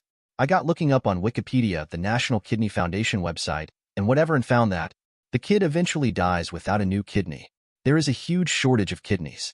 The best outcome is if the donor is a close match to the recipient. The kid would probably get a transplant at some point, but it would be a miserable time for her until she got one, and she might still die of kidney failure. Sunday night, I poured Heather a glass of the good wine we save for company, not the usual plunk we have on the table. You realize I would love to kick that woman to the curb and throw her under a bus. She hasn't changed a bit. Had she not absolutely needed me, she never would have told me about my daughter. But I have to do this. You know that, don't you? This what? Throw her under the bus or donate a kidney. We both laughed. It broke the tension. Love, I wish the kid was okay. I wish your children were part of our lives, and I wish you got to keep both kidneys. But if I had a child, I know I'd do anything I needed to do to save her, and I know you feel the same way. So I understand why you need to give her your kidney. I saw that strength, that courage and loyalty in you before I married you. I was thinking, so, she handed us a way out, didn't she? A free pass, I said, my voice low with frustration. But what do I want out of all this? Right now, it feels like all the pain and fallout is landing on me, and my daughter too. How do I get the ex and her husband to take some of the heat, to put something into this mess? I don't know why you'd care about that, she replied, shaking her head. Forget about them for now. Focus on what you want. Do you even know what that is? I paused, thinking about it for a moment. No, I guess I never really thought about it. Do you know what you want? She gave a soft chuckle, patted my arm, and smiled. That's a question only you can answer. I leaned back, looking out the window, lost in thought. I was thinking, when the boys were growing up, I was so caught up in working, bringing home the money, fixing up the house, the cars, that I never really got to enjoy them. And then they were gone. So now, I've got this daughter I don't even know. I want to be a part of her life. I want to be there for her, to have my picture taken with her on prom night. They still do proms, right? Heather nodded in agreement, though she seemed unsure where I was going with it. I want to raise her like I should have raised my older kids. That's what I want. There was a long silence before she spoke again, her tone serious. Jesus, Ryan, you're thinking about custody, aren't you? She'll never give you that. And honestly, it'd be traumatic for Maria too. I mean, I'd love to have my own daughter on weekends, but it's a lot to ask of anyone. I sighed deeply, knowing the road ahead would be far from easy. But for the first time in a while, I felt clear about what I wanted. I think she might give us custody. Remember the judgment of Solomon? 2 women claim a child. Solomon decided to cut the kid in half, one half for each claimant. One woman agreed, the other renounced her claim, rather than the child die. Solomon declared her the mother. Kathy will do the same, but I want her to have to work for it. Ryan, you don't believe that. You can't make custody a condition of donating a kidney. A kidney for the kid for a kidney. What are you thinking? Lot of thoughts running around in my mind right now. You're right, I can't require custody as a quid pro quo. The kid gets my kidney, but I was thinking Kathy doesn't have to know that. I had worked hard to push the rage out of my heart years ago, and did a good job of it too, but seeing Kathy and the secret child, it came flooding back. I wanted revenge on Kathy too, but I didn't tell Heather that. That night we worked out the framework of a deal, and one of the lawyers Heather worked with offered to work it up into something nice, legal, and enforceable. Just before we went up to Greenville, I added a page at the end. Took me almost 20 minutes to find the same font the goddamn lawyers used. I wanted everything to match. Monday, she called Miriam and set up a family meeting between us, Miriam, her husband Henry, and my 3 older children. We stipulated that Maria not be present, which was only common sense. I went up the day before for a tissue match, which proved she was my daughter, and that I was an excellent match for a kidney donation. While I was doing all that, Heather spent the better part of the day visiting with Kathy and the children, and they got along quite well. The next day, Heather and I sat down with the Caldwells. Henry was clearly annoyed at the whole thing. Kathy was sick with worry, and my other kids weren't much better. They did look good, wearing quality clothing, expensive haircuts, perfect teeth. Well, I read up on all this, and the Kidney Foundation is a really good charity. I'd like to see them come out ahead on this. So it turns out that you were correct, Kathy. Maria is my daughter, and the good news is that I'm a good match to donate a kidney for her. But what you are asking me to do is to undergo major surgery, pop out one of my kidneys, and give it to a stranger. But she's your child, said my ex-wife. No, she's the child of Henry and Kathy Caldwell. I waved towards them. You all left my life abruptly and for good, and none of you ever told me about Maria until you absolutely had to. I have every reason to expect you'll cloister Maria away from me as well, just as soon as you get your pound of flesh out of me. Plus, this is all on me. Not one of you will have shed a drop of blood, not a minute of pain. I mean, you folks don't have any skin in the game, do you? Sorry, but the continuation of my genes isn't that big a deal in my life. Kathy's face was contorted in anguish. There has to be a way. We'll do anything to save her. Anything you want. I paused a bit for dramatic effect. What will it take, you ask? Well, 2 things. For one, I want some time with my daughter. 72 days a year. 20% her time she'll live with Heather and I. Kathy, would you think that's fair? What's that? 2 weekends a month? Well, that'd be 48 days, so add a week or 2 in the summer, that's about 15% of the time. So, okay, I would get her 15% of the time and you 85% of the time. Okay, so you agree that would be fair. She looked at her husband, who shrugged and said, more than fair. I think so too. We agree on that. Now consider what I will be going through. Perfectly healthy, getting cut open, and an organ removed to help someone else live. How many of you, in my place, would be willing to do what you are asking me to do? Raise your hand. The three women's hands shot up, my two sons a few seconds later, and hesitantly Henry's hand. So you'd all be willing to do what you want me to do? They looked at each other nodding. Then we have the makings of a deal that will help the Kidney Foundation too. On one day, Kathy and I will donate kidneys, one to Maria and one to the transplant program. And when I come out of surgery, Henry goes in to donate a kidney to the foundation as well. When that happens, Maria gets my kidney. I get custody of Maria. What do we say? 15% of the time. That seems fair to us all. How's that sound? You two will be written up in the paper as heroes. Henry saw a distinction. You'll take credit for it all. What's credit to me? You can say it was your idea. You're all the more noble because your donation is going to strangers, not to kin. Everybody nodded. They were good with it, but Henry didn't look all that happy. I gave him a verbal poke. You okay with this, Jim? He quickly put on his public happy face mask. Sure, it's a good thing to do, and it helps lots of people. So why not? Kathy? They all smiled and nodded. Kathy gushed. Thank you, Ryan. You don't know what this means to me. You're wrong about that, Kathy. I do know what this means to you. In fact, more than you realize. But we all agree that Kathy, Henry, and I will donate a kidney. Nodding all around. Okay, so here's the contract for you all to sign. There is a penalty clause on the next to last page, which is my second condition, and Kathy and Henry have to initial it and date it. Henry got serious in a hurry. What the hell's this about a contract? We're all family here, that's not called for, and I for one won't sign. My replacement was grating on my nerves, the pompous prick. We're all a family here, Jimmy, only like the interlocking Olympic rings. Different families, my wife and are a family, and you, Kathy, and the children are a family, and the children, Kathy and myself, are a biological family. So the family bit is sort of muddled. The nice thing about contracts is everybody knows what they are agreeing to in advance. And the penalty clause. If for any reason either of you cannot or will not donate a kidney, Heather and I get custody of Maria. She takes my last name. And the custody figures, which we all agreed were fair, are reversed. We get her 85% of the time. You get her 15% of the time. Of course, we'll ease into this. But if one of your reneges, she'll be registered in the spring for school in Chestertown. Pandemonium. I had to raise my voice. People. If you all go through with the deal, you get what you all agreed was exactly what you all felt was fair. Only if one of you Welches, do I get custody of just one. Just one, mind you. Just one of my 4 children. Let's not be greedy here. Kathy spoke up. We'll take it. Maria lives. That is the big thing here. It's what we all want. It's win-win. She grabbed a pen and signed. Henry balked. So, Jeff, what happens if you don't go through with it? Kathy and I donate kidneys. You do nothing and Maria dies. I smiled. Good thinking, Jimmy. Of course, I come out of surgery before you go in, but there might be a problem of some sort. Here's a letter from the Kidney Foundation that in return for 2 kidneys donated to the foundation, they will put Maria at the head of the list. But you have my word I will go through with it. What more assurance can I give but my word? Kathy was melting down. Sign it, Henry. For our daughter's sake. Henry was hesitant. I'm not sure she's... Kathy jumped on him. Shut up. There's no good way to finish that thought. Sign the goddamn thing. A week later, Kathy went under the knife. And as soon as the surgeon took a piss and changed his scrubs, they cut into me.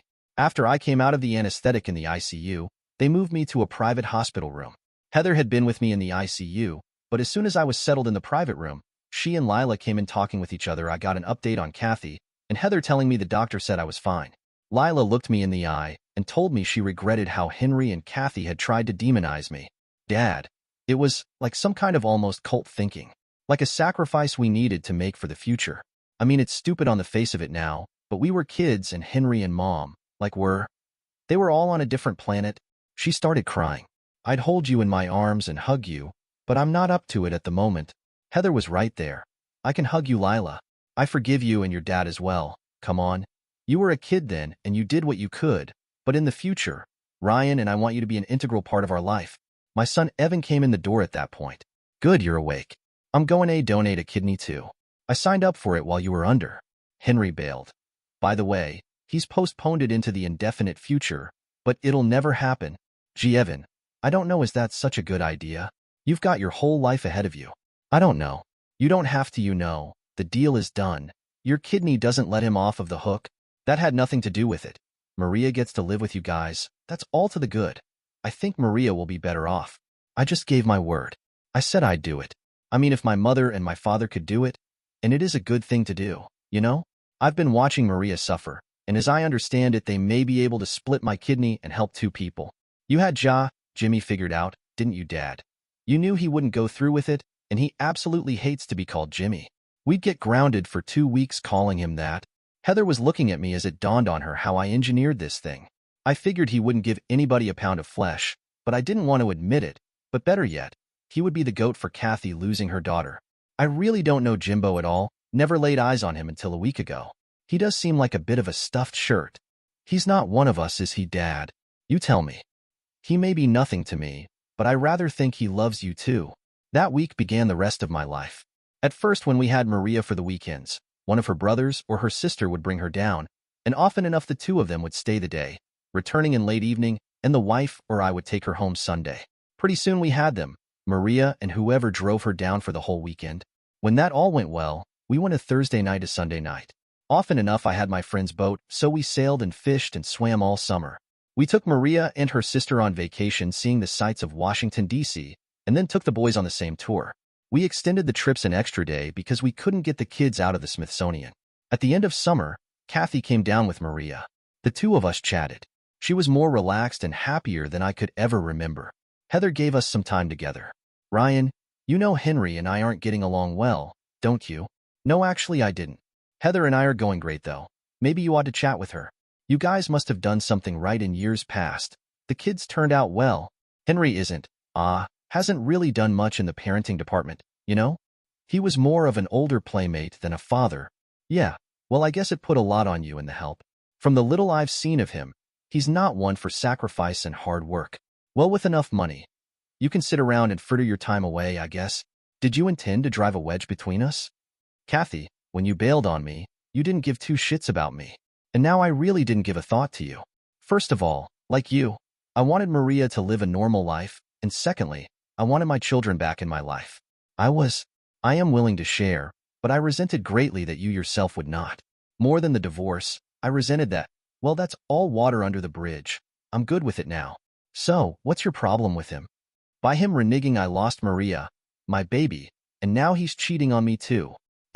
I damn near choked, which morphed into a chuckle and the look on her face. I started hearty laughter. You worthless woman. You were happy enough when you were cheating on your husband and denying him his children, weren't you? You really expect sympathy from me?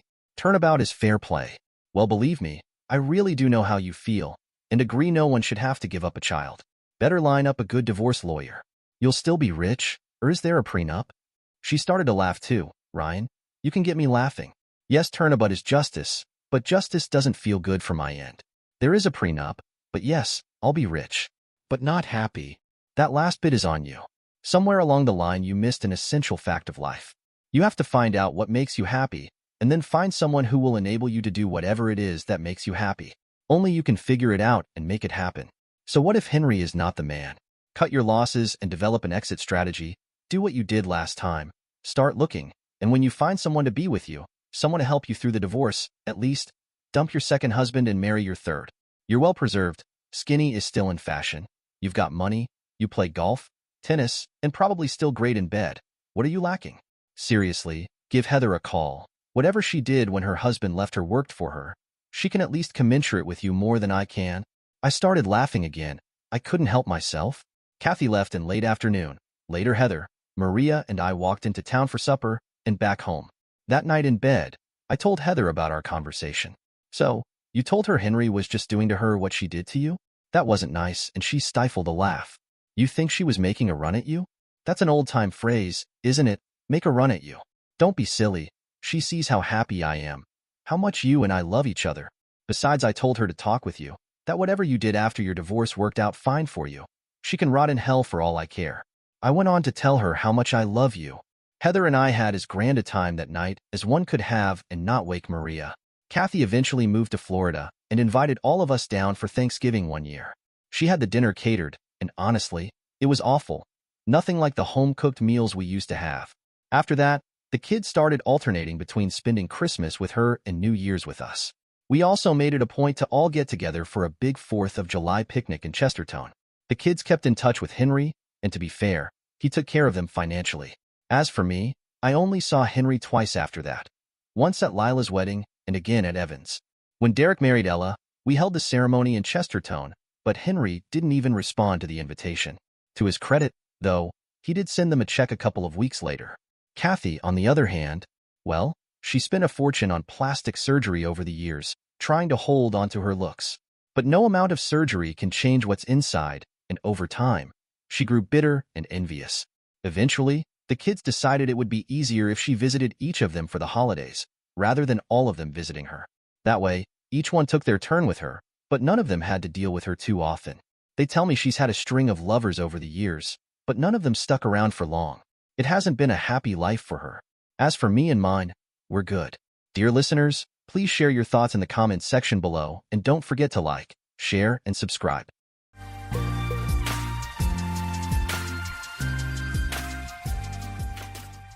I find myself in a situation that I used to only see in YouTube videos about infidelity. I used to watch these videos for entertainment, never imagining that I'd be in a similar spot myself. It all began when I received an unusual envelope in the mail. What caught my attention was the absence of a return address, and it had 2 stamps in the upper right corner. The handwritten address made me think it might be from an old military buddy trying to reconnect. When I opened it, the letter was addressed to Mr. Unknown, which I'm using to replace my name. Here's what the letter said. Dear Mr. Unknown, I'm sending you this anonymous letter to let you know that your wife has been having an affair with Mr. Bossman, who is involved with multiple women. I read the letter multiple times. The author wanted to remain anonymous and wanted me to know that my wife was having an affair with her supervisor. The mention of multiple women likely meant that the supervisor was involved with more than one woman. I had seen her supervisor once when I dropped my wife off at work. He was a tall guy, around 6'4" or 6'5", bald, below average in looks, and out of shape, resembling a heavier golem. I knew my wife's type, and he didn't fit it. To give some context, during my time in the military, I focused on endurance training, but about 6 months before leaving, I decided to start lifting weights because I was tired of feeling fatigued during workouts. I gained 20 pounds of muscle. It may sound conceited, but my physical appearance improved significantly. However, at 5'9", I didn't consider myself a Don Juan. Nonetheless, with my new physique, I noticed a substantial increase in attention from women. They would check me out discreetly, and one of my wife's friends even subtly showed interest once. My wife, who was the jealous type, never seemed to notice any of this. As a religious person, I never took advantage of these opportunities or flaunted them to boost my ego. I didn't flirt or have affairs. It was just a confidence boost. My wife's only comment was, "If your neck disappears, you need to stop," which was a bit underwhelming but made me believe she loved me for who I was, not just my body. Returning to the letter, I took it with a grain of salt since there was no concrete evidence. Confronting my wife wouldn't help because if she denied it, what else could I do? I lacked evidence, and if there truly was an affair, confronting her without proof would drive it underground. Suspicion alone wasn't enough, as voicing my suspicions would make her think I didn't trust her. What if I was mistaken? Having solid evidence was crucial. Let me provide some background about us. I'm 35 years old, and my wife is 33. We met in college and got married shortly after. I also enlisted in the military, and during our time together, we had 3 kids, a 9-year-old boy and 2 girls aged 7 and 5. My wife was a stay-at-home mom, taking care of our 3 children. I'm confident that she remained faithful throughout my military service. We had a great group of friends who supported her when I was deployed. Contrary to the stereotype of cheating spouses during deployments, it's challenging to keep such things hidden, although it does happen. To cut a long story short, I was rarely at home during my last posting, and as I continued to advance in rank, it was only going to get worse. So, I decided to leave the military. After serving for 10 years, I made the choice to leave. Typically, this is a pivotal moment in a military career because it doesn't make financial sense to leave after this point. Military orders are typically at least 3 years, and retirement occurs after 20 years. I made this decision to start over in the corporate world from the bottom up, primarily to be a more present father for my children, as I hadn't spent much time with them before and had never changed a diaper. Regarding my decision to leave the military, my wife wasn't thrilled about it at all. In short, she doesn't handle uncertainty well and felt comfortable in the life we had built together in the military, despite her complaints about my frequent absences. Now that I'm no longer in the military, she presented me with a long list of demands regarding where we should live, how much money I needed to earn, and other factors to make her feel comfortable and ensure security for her and our kids. She cried a lot during this period. As everyone knows, you have to go where the job opportunities are, but I did my best to meet her criteria, and we were incredibly fortunate in the civilian world. I fulfilled all her requirements. I secured a job in the right state, within driving distance of my parents, who she loves. I'm earning what military personnel would consider a significant income, in the six figures. We're in an area with excellent public schools and low homeowner association fees, where everyone is polite. Oh, and did I mention that she had always complained about not being able to start her career because we moved so frequently in the military, which is true. She expressed her desire to utilize her degree in logistics and supply chain management. She began her job search, and within 3 months, she landed her dream job, if you can call it that. She works at a distribution center where all her colleagues are women, and they report to a male supervisor, the bald man I mentioned earlier. While her job doesn't pay much, it's the job she always wanted, and her first since graduating from college. I supported her 100% in pursuing this opportunity, as I do for everything she chooses to do, which she has since acknowledged. Since I received this letter, I've been trying to collect evidence to confirm its authenticity. If the person wanted to expose her boss, why didn't they report it to HR? Why tell me instead? Nonetheless, I kept a close eye on my wife. I knew her cell phone password, so I checked her messages, and I did find texts with her boss, but their conversations were pretty ordinary, and they didn't text much. That letter bothered me for almost a week, and I couldn't find any proof of my wife being unfaithful. She's been at her job for 5 months now, and the only noticeable change is that our intimacy has decreased. She's been turning down Zex for the past 2 months, but I can't accuse her of cheating just because she's not in the mood. She always has excuses like her job becoming more stressful or her feeling tired. Despite searching for evidence for 2 weeks, I came up empty-handed, but I remained vigilant for any hints. I often wondered about the sender of that letter and considered it might be a prank. At one point, I almost mentioned it to my wife as a joke, but I decided against it. I was about to close that strange chapter and accept that our intimacy wouldn't be as frequent as before. However, one night, my wife talked about her job and mentioned how her female coworkers were jealous of the attention she was getting from her boss. She said they envied her because she had received the best quarterly reviews and been recognized as the Employee of the Month 3 times already, despite her relatively short time there. She was genuinely excited about the recognition, and initially, I was happy for her since she hadn't experienced a real job before. But that letter kept coming back to my mind. For some reason, her statement sparked my curiosity. I wondered, could it be that one of her coworkers is so jealous that they sent me that letter? And more importantly, why were they so envious of her recognition? While it's common for women to be jealous of each other, this seemed a bit extreme. I became suspicious again and considered hiring a private investigator to track my wife. However, I changed my mind at the last minute because I didn't want to waste money in case I was wrong. After all, I didn't have any strong evidence or a valid reason to be suspicious. There were no incriminating text messages, just that mysterious letter, her reduced interest in intimacy, and her newfound enthusiasm for her job. It all seemed pretty normal, right? So, I decided to purchase a GPS tracker online to install in her car and monitor any unusual places she might go. The GPS tracker I bought was the type that easily fits into the OBDI port beneath the steering column. I was nervous because it's quite visible, but my wife isn't very tech-savvy. I figured I could easily come up with an excuse if she happened to notice it, especially since I often handle car maintenance. I could just tell her it's related to a fuse or something, and she'd believe me. I wouldn't really recommend this kind of GPS tracker for any covert operation, like the one I was about to undertake. It was a Friday, and I was eager to see what the GPS would reveal. At lunchtime, I noticed her car was parked in an unfamiliar location. It wasn't her workplace, the grocery store, or our kids' school. It was on the other side of town, a place we rarely visited. I decided to Google the location and discovered it was a hotel. I immediately requested permission from my boss to leave work and headed towards the GPS location, which was about 35 miles away from my job. When I was about 25 miles into the drive, with only 10 miles left to reach the location, I noticed the GPS signal was moving away from that spot. I was tracking the signal using an app on my phone. I sped up, but I could see the GPS signal heading back towards her workplace. Her car had been at that location for around 3 hours, and I had just missed her.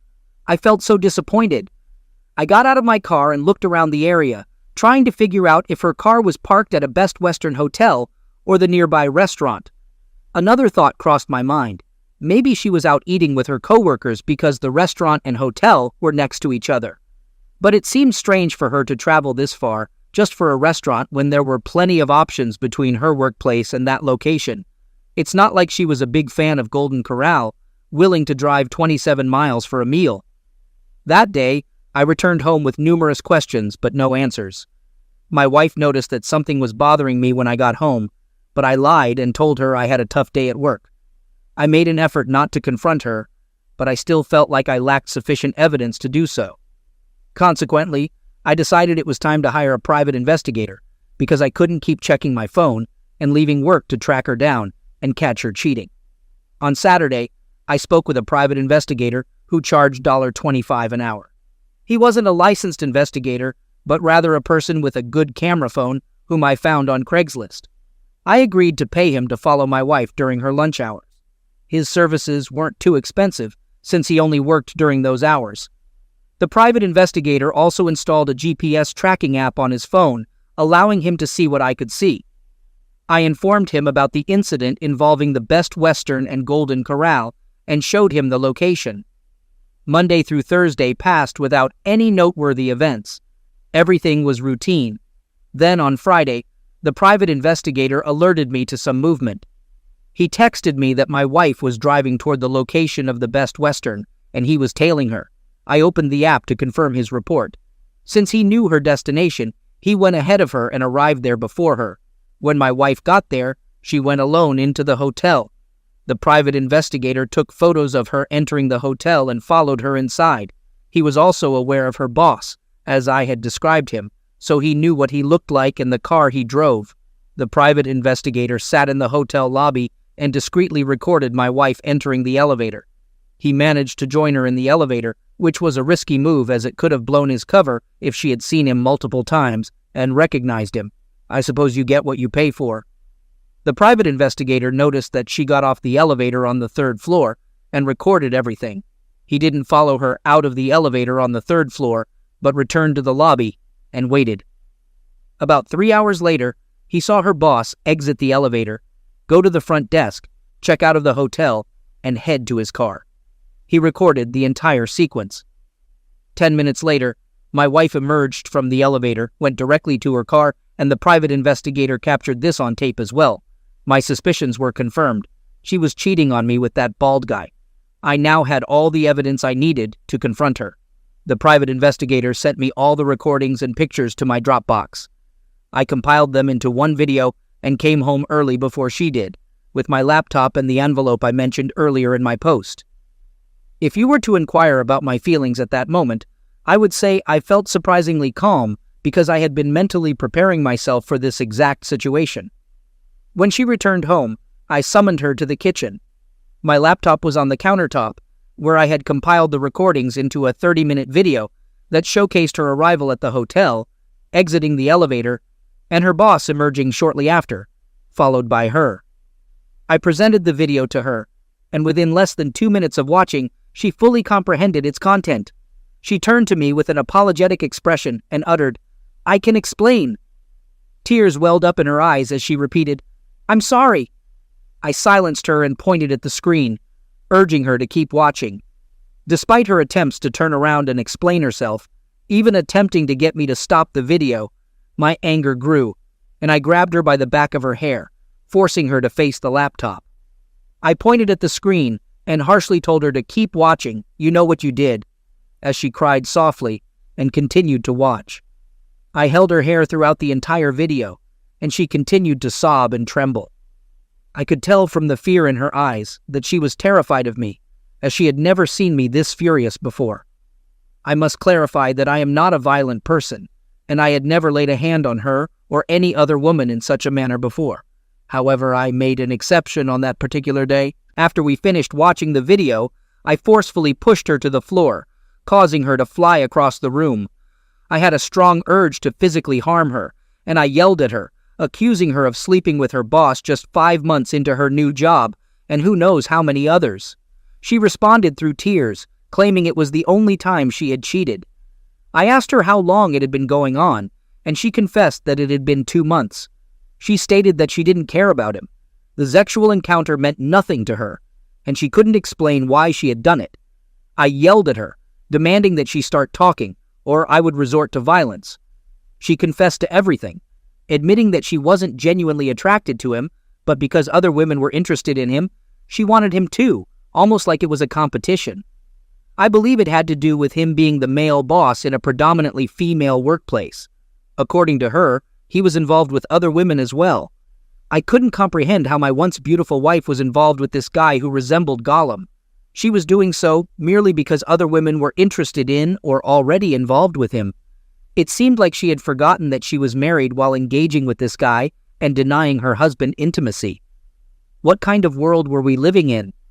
It appeared that she was with him more out of competition than anything else. I was extremely upset, and words couldn't express it. I felt like my previously pristine image of my wife had been tarnished. That night, I called her derogatory names and told her I didn't want to see her again. I kicked her out of the house because I couldn't stand the sight of her, and she went to stay with a friend. That night was incredibly stressful because I had to feed and put my kids to bed, and I didn't know where anything was in the house. I was running around like a headless chicken, trying to resist calling my wife because my 5-year-old was crying. My wife had always been the stay-at-home mom and more involved in my kids' lives than I was. I was the breadwinner, and she was the homemaker. I thought we made a great team until now. She had destroyed everything because she was trying to compete with other women, disregarding the fact that she was married. She displayed very immature behavior. According to her, the female employees working under this guy, Gollum, were throwing themselves at him, even those who were married. It was a competition among grown women, married women, which was baffling to me. Grown women were acting like college girls, and I suspected that one of these women might have sent me that letter. Why would grown women compete to be involved with an unattractive, troll-like man? This guy disgusted me, taking advantage of his female employees and turning their workplace into a disgraceful mess. I want to get a divorce, and I want her to suffer the consequences of this betrayal. However, I had relied on her to maintain our home, so it would undoubtedly take some adjustment. My unfaithful wife has been texting and calling me since yesterday, seeking permission to return home. I didn't get much sleep last night, and I have to go to work this morning. She knows where everything our kids need, including their medication, is kept. My 7-year-old daughter requires special attention due to allergies and being selective about things, which my wife is good at handling. My 5-year-old daughter can also be challenging to take care of. I dropped my kids off at school and left work early to pick them up. It wasn't as bad as I expected, but I was quite tired. During this time, I haven't been responding to my wife's texts or calls. That evening, I called her back and told her to come home. When she arrived that night, it surprised me because she came with her older sister, perhaps out of fear of being alone with me. Her sister lives 90 miles away from us. My wife must have confided in her about her infidelity and sought her support. My sister-in-law, married young, is now divorced and bears a striking resemblance to my wife. They could be mistaken for twins, but she's 2 years older, and we've always gotten along well. She's more knowledgeable and respectful compared to my wife. My sister-in-law and I have had a good relationship for as long as we've known each other. My wife is the spoiled one in the family, and her older sister often has to clean up her messes. While I wasn't in the mood for reconciliation or playing nice with my wife, I was glad to see a friendly face. Even though I thought my sister-in-law would always be behind her sister, family bonds are strong. I appreciated her coming to mediate for my wayward wife as she could relate to what I was going through due to her own experience with her husband's infidelity, which led to their divorce. My sister-in-law took me aside and explained that she wasn't there for my wayward wife, but for the sake of the kids. She acknowledged that my wife could be immature and suggested that, for the children's well-being, I should allow my wife back into the house. We could try an in-house separation and see how things develop from there.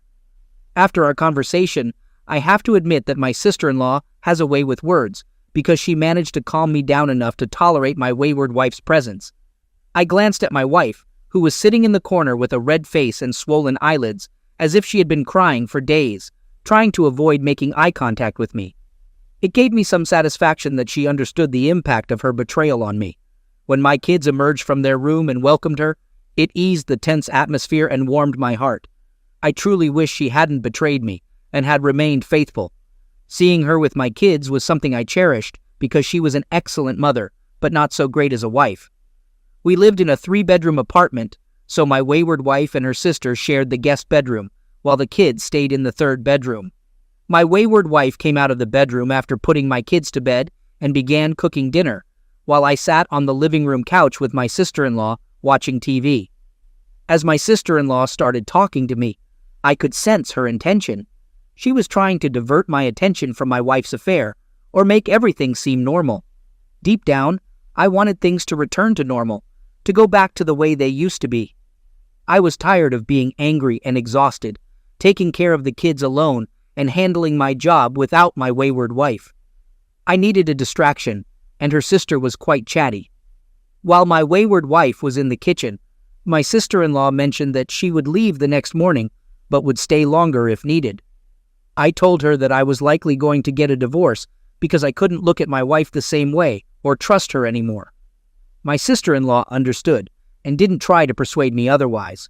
After my wife finished cooking dinner, she served both of us without making eye contact or saying a word. The next morning, my sister-in-law departed, and we continued with our daily routine. I still wasn't speaking to my wayward wife, and she didn't seem to be getting ready for work that day, but I didn't inquire about it. In the afternoon, I consulted a divorce lawyer to explore my options. The lawyer mentioned that based on my wife's income, I might have to pay alimony and child support. It seemed absurd because she was only earning $45,000 a year, and she had cheated with her boss. Cheating with a superior, especially when in a committed relationship, is never acceptable. Perhaps her newfound financial independence, as it was her first job since college, had played a role in her actions. However, she had clearly taken it too far. I didn't have an issue with providing alimony and child support, as I had essentially done that during my military service when I earned less. It wasn't about the money, it was a matter of principle. If she could cheat on me with her first career boss, what would stop her from doing the same with another person in authority in the future? When I returned home that night, I spoke to my wife for the first time since D-Day. She had written a letter that she wanted to read to me. She explained that she wanted to express her thoughts without getting emotional. As she read the letter, all she said was how sorry she was. She carefully avoided mentioning the Gollum guy and simply apologized for betraying my trust and behaving immaturely. She expressed her desire for us to stay together and her willingness to do anything to repair our marriage. Surprisingly, she also mentioned something unexpected. She said I could sleep with other women if I wanted to. This revelation caught me off guard because my wife had always been the jealous type. I doubted her sincerity and told her that I didn't need her permission to be with other women because she had forfeited the right to have an opinion on that matter. I believed she was using this offer to manipulate me and alleviate her guilt if I acted on it. I interrupted her and clarified that I had no interest in being with other women, and if I were, I wouldn't have married her in the first place. This made her burst into tears, but I insisted that she hadn't explained why she had deceived me for 2 months. It wasn't a one-time mistake. It was premeditated and deliberate.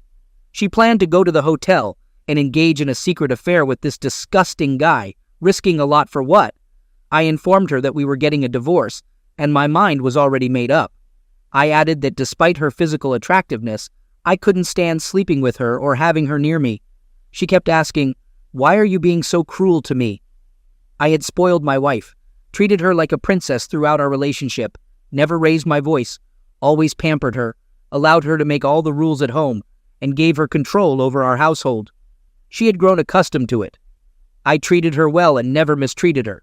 Perhaps that's why she ended up with the first guy who ordered her around, thinking I would continue being the same nice guy even after she had an affair with her boss. It's unbelievable. And there's more. She also informed me that she had quit her job because she couldn't bear being there and seeing her former boss's face. She said she had everything with me but managed to throw it all away because she thought she could fit in with her coworkers. She claimed she wasn't sure how it had escalated to sexual interaction. Despite my disgust at the thought of her boss, I couldn't shake the question of how a guy who looked like a golem could seduce a woman as attractive as my wife and make her forget her vows. I questioned her persistently, wanting to know why she had fallen for him. She struggled and stumbled over her words while attempting to answer my question. She admitted that she had been grappling with the same question herself, trying to understand how she had become involved with this guy and why she kept going back for more. She emphasized that it wasn't even because the sex was enjoyable. She sarcastically remarked that it certainly wasn't about his looks.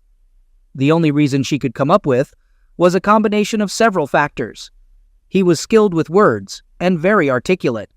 He always seemed to have the right response at the right time, as if he had the answer to every question. His position of authority played a role because the fact that all the girls looked up to him and tried to impress him made him appear more attractive. While the reasons she provided seemed nuanced and well thought out, all I could think about was how much I would enjoy disrupting this golem guy's party over there. I informed my wayward wife that I intended to expose him. At this point, my wife expressed a willingness to do anything to make me happy, even if we were heading for divorce. She couldn't stand seeing me upset with her. I told her that I wanted to expose the golem to his spouse. I explained that, although she had been foolish to let this guy take advantage of her, he needed to be exposed, and it was time for me to seek revenge against him for destroying my family. My wife disclosed where he lived and his wife's name. I asked her how they had been communicating without using text messages, and she revealed that they had been using her work email messenger. I pressed my wayward wife to log into the work messenger and show me the messages.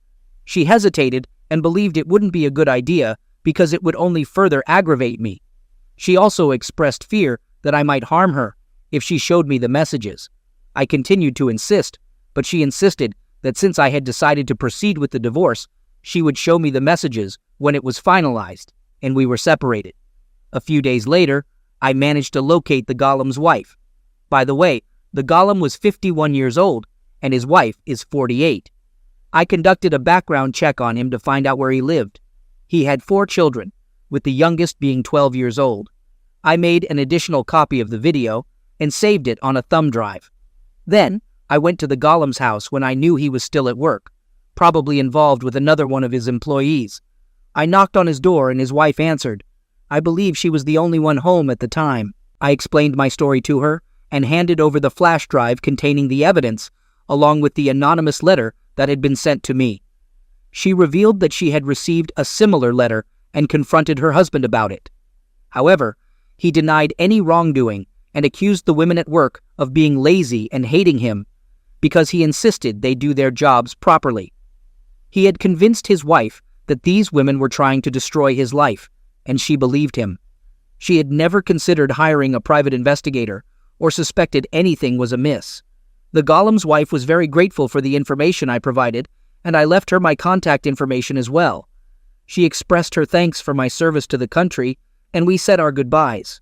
I'm not certain if they ultimately got a divorce or separated, but at least he now knows that I'm aware of his actions. Last week, I submitted all the evidence I had to the HR department. I spoke with a lady on the phone, and she invited me to come by in person. During my visit, I provided another flash drive containing evidence and a statement from my wayward wife, admitting her affair as the reason for her job resignation. I believe this should be sufficient to get him fired from his position. Before leaving the job site, I decided to pay the golem a visit. After exiting the front lobby where the HR office is situated, I went around the corner to the docks area where the 18-wheelers are unloaded. It wasn't a very secure location, and one of the side doors was unlocked, allowing me to slip inside the building. Although I wasn't familiar with the layout, I knew the golem's name, so I asked an employee who directed me to his office. While walking through the warehouse, I noticed that the majority of the workers there were females, including the forklift drivers. It seemed like this company had a policy of hiring predominantly female employees. Although there were some male workers, they were few and far between. As I approached the direction of the golem's office, I saw him exiting one of the offices. I was about 50 feet away when I called him by his name. He turned toward me, trying to identify who I was. He may have assumed I was a truck driver there to drop off something. As I got closer and almost face to face with him, I didn't utter a word. Instead, I delivered a right hook, knocking him out cold with a single punch. Afterward, I calmly walked out of the warehouse. As I reached the exit door, I glanced back and saw a small crowd forming around him as he was starting to regain consciousness. I then opened the door and exited the building. Yesterday, shortly after returning from work, I heard a knock on my door. When I opened it, I found 2 police officers standing there. They had come to question me regarding the assault that occurred at my wife's former workplace. They suspected that I might be involved in the assault on Golem, but they lacked concrete evidence. From the way they framed their questions, it was clear that I was a suspect. Although I was captured on a security camera, the description wasn't very clear, possibly because I was wearing a hat. In a nutshell, Golem had identified me as a suspect and wanted to press charges. I informed the police that I was not responsible, and they asked if I had an alibi. I confirmed that I was at home with my wife, and they requested to speak with her. I agreed, called her, and she lied to cover for me. She didn't know about the assault beforehand, but quickly caught on and supported my false alibi. I'm not certain if the police were satisfied with our answers, but they took pictures of our cars, noted down my contact information, and mentioned they'd reach out if they had further questions. I messed up big time, and it's hard to believe that Golem, who had an affair with my wife, had the audacity to call the cops on me for assaulting him. Fortunately, news spread quickly, and one of the women he had been involved with had the courage to file sexual aggression charges against him. This newfound bravery might have been influenced by the fact that he was being investigated by HR and that I had confronted him at his workplace. As part of their investigation, HR questioned most of the women, and they disclosed the truth. It turns out he had been pressuring many of his female employees for sexual favors. Most of them had initially refused, and those who did comply claimed they did so out of fear or intimidation. It's a complex situation, similar to the Harvey Weinstein case, where some women were willing to engage with him to advance their careers. But once he faced legal trouble, they all portrayed themselves as victims. Nevertheless, I was pleased with the outcome. I heard that he was terminated from his job the following day. My wayward wife had kept in touch with some colleagues, so I'm not entirely sure if the story is accurate or not. A few days later, I reached out to his wife to check on her, and she informed me that they are currently separated. She explained that he no longer resides with them. She was the one who revealed to me that multiple women have filed sexual aggression cases against him. According to his wife, after confronting him with the evidence I provided, he confessed and admitted to having had sexual relations only with my wayward wife. However, it's difficult to believe his claim, especially considering that several women are pressing charges against him. This doesn't bring me any comfort. In fact, I would feel somewhat relieved if it turned out there were multiple women involved rather than just my wife. It's puzzling to me what she gained from this situation. I'm left questioning myself and my judgment for choosing her as my wife in the first place. If she was willing to engage in such behavior so easily, it raises concerns about her faithfulness during my military deployments. Writing this now, I feel utterly devastated and depressed. I've been reading numerous posts about surviving infidelity to find solace and assurance that I'm not alone in this. I also spoke with my brother on the phone, and he suggested seeking help from a therapist due to my current mental state. The VA covers various medical expenses, including visits to therapists, which wouldn't be a financial burden. Nevertheless, I'm hesitant and apprehensive about confiding in a stranger about my problems, even if they are a trained professional. Yet, here I am, sharing my story with a group of strangers online. It somehow feels therapeutic to share and receive advice from anonymous individuals, gaining different perspectives and reading comments and responses. I'm still living in the same house as my wayward wife, but we now occupy separate bedrooms. Her sister has been visiting more frequently, and things appear to be returning to a semblance of normalcy. My wayward wife has been making every effort to keep me happy. Despite this, we haven't been intimate since D-Day, and I have no desire to engage in intimacy with her. I've been procrastinating when it comes to pursuing a divorce, recognizing that the more time I waste, the more comfortable I become with her playing the role of wife and mother once again. Initially, I thought my wayward wife might be inviting her sister over to improve our relationship, since she knows I get along with her. However, it turns out my sister-in-law is considering moving closer to us on her own accord. With her kids nearly grown and her youngest about to enter college, she's looking to live closer to us. We have plenty of family nearby, including my parents, who are aware that our marriage is going through difficulties and that my wife had an affair, though they are unaware of the specifics. Despite her infidelity, my parents still hope we can work things out for the sake of the kids. A few weeks later, my sister-in-law secured a new job close to our area and moved here. My wife and I continue to reside under the same roof, but sleep in separate bedrooms. Essentially, we're roommates now, and I've consistently declined my wife's propositions for intimacy. While it's challenging to go without sex for an extended period, my military experience taught me self-control. My sister-in-law has been visiting more frequently, and it seems she's more interested in spending time with me than with her sister or the kids. My wayward wife noticed this and addressed it with her. I learned about it later, as my sister-in-law started visiting less often without explaining why. My wayward wife tends to be jealous, so her reaction didn't surprise me. It may have been for the best, because I was beginning to develop feelings for my sister-in-law, despite having harbored a long-standing attraction to her. I never acted on those feelings due to my marriage to her younger sister. I was contemplating whether to reconcile with or divorce my unfaithful wife. However, I'm increasingly inclined towards the idea of divorce. Reconciliation seems challenging because I can't bring myself to trust her again. Trust is a fundamental element in any successful relationship, and I can't share a bed with someone I can't trust. She had a 2-month affair and denied me intimacy during that time, which in my view is an unforgivable offense. My wife believes there's a chance for reconciliation, and I've noticed she's been putting in considerable effort to seduce me. She's taken to wearing seductive lace nightgowns around the house, often without underwear or a bra. I'm aware that she's trying to love bomb me and seduce me, and unfortunately, she knows my weaknesses well. It worked, as we ended up having closeness in the kitchen that night. Here's how it unfolded.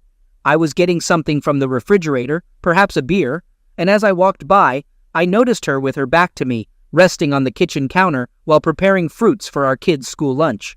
She was wearing a transparent lace robe with no panties or bra. I tried hard to resist, but I couldn't because she had been parading around the house in that attire earlier, and she had already gotten me aroused. So, as she leaned on the counter, her back to me, I approached her from behind. I put my hands on her hips, pulled her towards me, and then gently moved her into a standing doggy position. I lifted her lace robe, and that's when things escalated. It was probably the most passionate encounter we've ever had. It wasn't the slow, romantic lovemaking we were accustomed to. It was raw and passionate, purely driven by my pent-up desires. I noticed she reached climax more quickly, and her body responded more intensely than ever before. I'm not sure if it was my imagination, but her reaction was unlike anything I'd seen in our 10 years together. During that time, we'd always had slow, tender sex, nothing aggressive or rough. We only stopped because she was getting too loud, and our kids were starting to hear her and were coming out of their rooms. I was still in a daze when the kids interrupted us, and I should have suggested we continue in the bedroom, but instead, I went to the bathroom to finish alone. Unfortunately, last night I had a quick sexual encounter with my unfaithful wife, and it revealed something new about her that I wasn't aware of. I discovered that she enjoys a bit of rough and aggressive intimacy. This revelation was surprising to me because I thought I knew everything about her. Before meeting her, I had limited experience with women, and I remained faithful to her throughout our marriage. It felt like I had married a stranger. In our usual marital intimacy, I let her take the lead, paying close attention to her desires. I've read books on how to please a woman, and most of them emphasize listening to her body's cues. Even the late Bernie Mac had a comedy skit about that. I felt like I had been engaging in conventional sex throughout our marriage, which might not have been what she truly desired. Last night, I took control and did what I wanted, disregarding her preferences, and surprisingly, she responded positively and reached climax faster. What troubled me the most was wondering what else I didn't know about my wife. I began to question myself, wondering if it was my fault that she cheated. Perhaps if I had been more assertive and rough in bed, she wouldn't have strayed with the first guy who took charge. Maybe that's what she craved, her fetish, and I failed to recognize it until now. I felt like all the marriage advice I had read was either inaccurate or didn't apply to her. Last night, it seemed like her body responded to my dominant approach, and my self-focus, disconnected from her desires, led to her heightened response. Maybe she enjoys being controlled, wanted someone to give her commands. I had always been taught to be polite and gentle with my wife, likely reading the same books on intimacy that my priest did. I'm starting to think that her infidelity may have been due to my ignorance about certain aspects of her desires. I really wanted some guidance on this, but I have no one to turn to for such questions. Outwardly, I may appear as the strong, aggressive military guy, trained for combat, but when it came to my unfaithful wife, I turned into Mr. Soft and gentle, letting her take control of our household and even our finances. It's becoming clear to me that I relinquished my power in this marriage, both inside and outside the bedroom. Recognizing my shortcomings is crucial because if I don't, I risk repeating these mistakes in future relationships. Even though the impromptu, intimate encounter with my unfaithful wife was a mistake, it shed light on our relationship.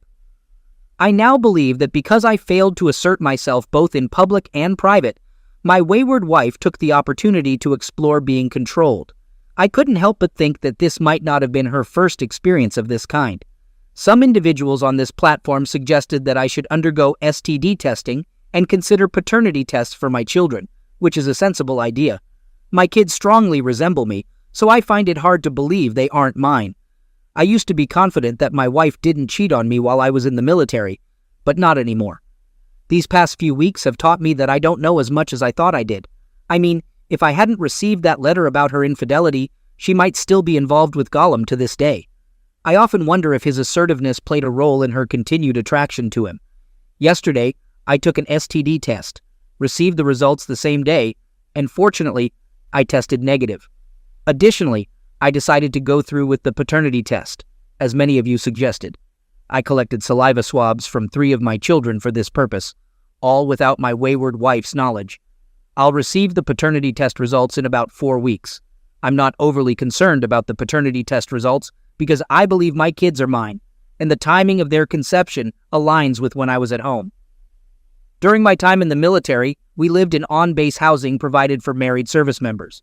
As for an update, there's not much to report at the moment. I'm still contemplating moving forward with the divorce. My lawyer has drafted the separation agreement, and it turns out that I will be required to pay her alimony. This won't be much different from our current arrangement, as I've been providing her with financial support since she was a stay-at-home mom. Currently, we're on speaking terms, but sleeping in separate bedrooms, essentially living as roommates. We haven't engaged in any intimate activities since our unexpected encounter on the kitchen counter. She's been making efforts to win me back, but I've been avoiding her, staying out late, hanging out with friends after work, and sometimes not even returning home. She calls my cell phone to check on my whereabouts, but I choose not to answer. She's noticed that I'm emotionally distant and feel that I've mentally checked out of the marriage. I should have initiated the divorce process weeks ago, but I'm hesitant due to my aversion to change. I'm also concerned about managing my demanding job while sharing custody of the children. When we do separate, I'll likely aim for a 70-30 custody arrangement in favor of spending more time with the kids. I adore my children and cherish every moment with them. They often prefer to spend more time with me than with my wayward wife because I tend to indulge them, buying them presents and being lenient, while she takes on the role of disciplinarian. I occasionally hide the gifts I purchase for my kids to avoid my wayward wife's scrutiny, although she usually discovers them eventually. I am the primary breadwinner, and she has been the homemaker, and this arrangement has worked for me. The police haven't contacted me yet regarding the assault, and I hope it remains that way. I've heard that a civil case has been filed against Gollum, but I'm not sure if he's in jail or what happened to him. Apparently, before I intervened, None of these women thought it was a good idea to report him to the HR department for sexual aggression or a similar offense, maybe because they felt their voices wouldn't be heard. I suppose my actions of confronting and humiliating Gollum gave them the courage to stand up against him. Yesterday, I received the paternity test results, and they confirmed that all 3 kids are indeed mine. Thank goodness for that. It looks like I'll be proceeding with the divorce. As I mentioned earlier in this post, I have no qualms about financially supporting my wayward wife. I had informed her beforehand that I would be serving her with divorce papers, and she cried, but she understands there's no turning back. Despite all the embarrassment and pain she caused me, I genuinely wish her well. I have no doubt that she will find someone else soon because she's still a very attractive woman. However, it's the end of the road for both of us. In our conversation before serving her, we discussed her future, and she mentioned getting a part-time teaching job to keep herself occupied. We agreed that I would continue to provide her with an allowance of $3,000 per month, including child support, so the money will be for her and my kids. I've heard that it might not be a wise idea to avoid the legal system, but I have reservations about having more government involvement in my paycheck. Finally, we completed the divorce agreement with both our lawyers present. It was an amicable divorce, and I hold no grudge against her. She clearly regrets her actions and took responsibility for them. I've forgiven her for the sake of my kids, but I'll never trust her or consider reconciling. I recently found a nice 2-bedroom apartment in a good area of town. There are plenty of beautiful women around, and I never had the chance to date since my wife was the only woman I'd been with. It's not as easy as it seems to muster the courage to ask a girl out, because I've never really learned how to date, but I'm still an attractive guy, and women do check me out from time to time, so I like my chances. One more thing, my sister-in-law has been visiting my apartment more often now that I'm no longer living with my wayward wife. It's clear that she's attracted to me, and we've been spending more time together. I don't know where this is headed, but I'm not interested in dating her, and I think she understands that. Nonetheless, we both enjoy each other's company.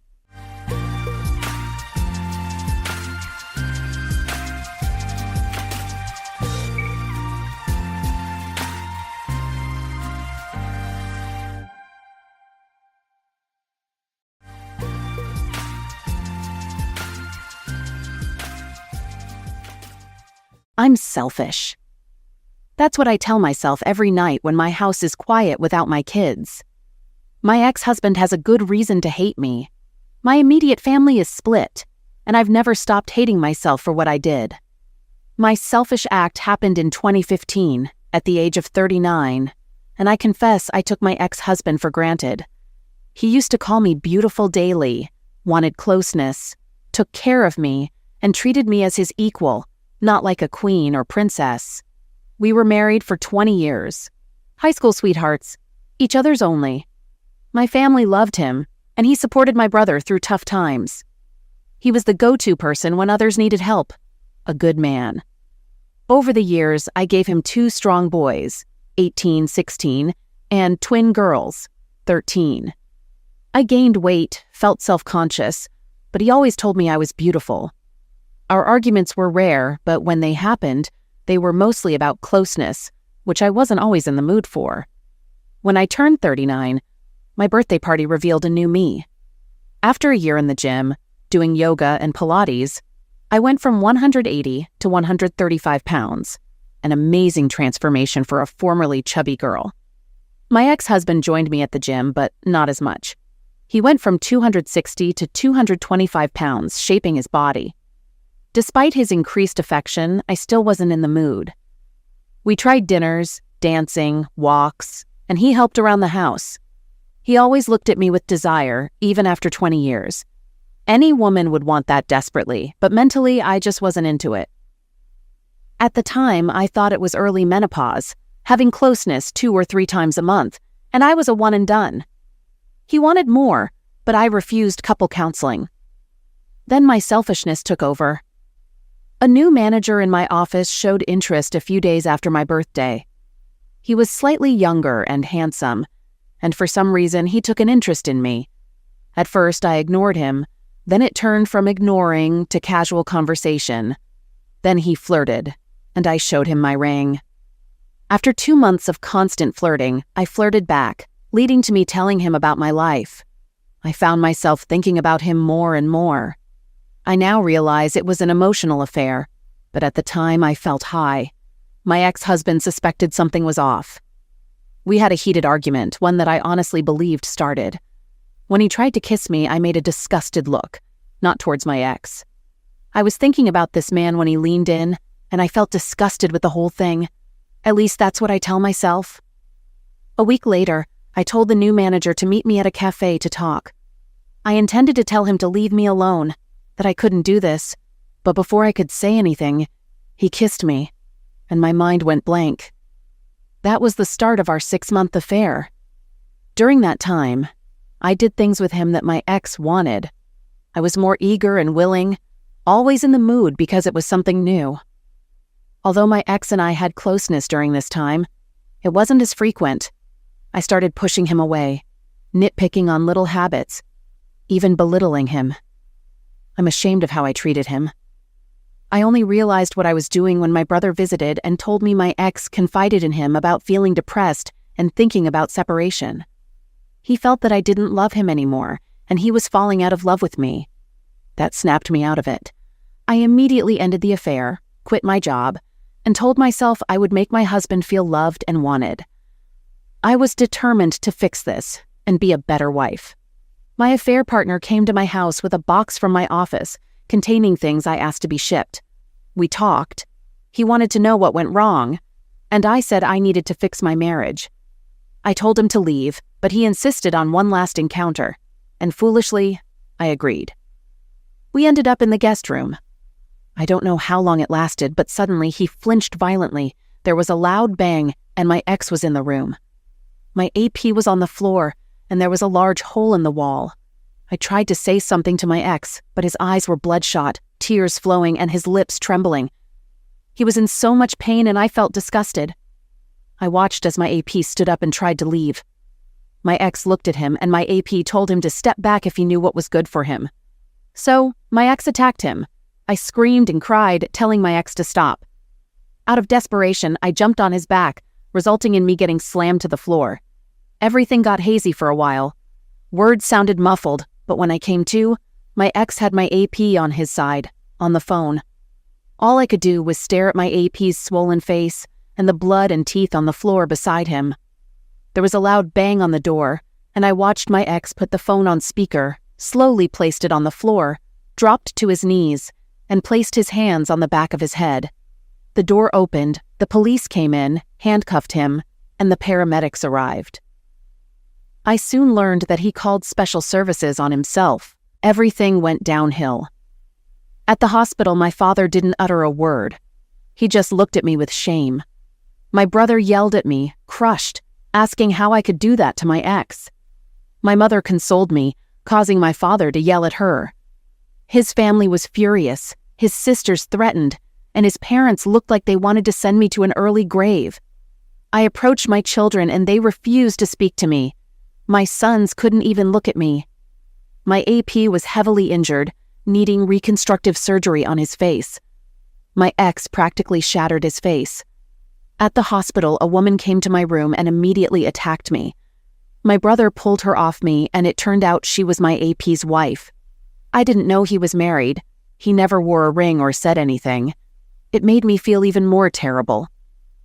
Leading to the trial, my boys stayed with their grandparents on my husband's side, and my girls refused to talk to me.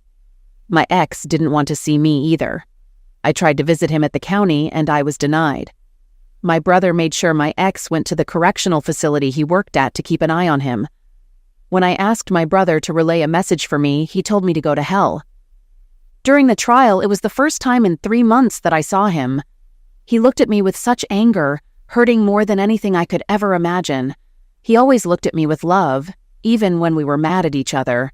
But during that trial, it was hate, and I needed to excuse myself to cry in the restroom. As the days went by, I was forced to recount my affair in every detail for all to hear. When I told them how long it was, my ex looked crushed, and my father stood up and walked out of the courtroom. During my ex's testimony, I learned that he came home to surprise me with lunch and a weekend trip for two to the Catskills. He had a full romantic getaway planned, only to walk in on us. And he reacted.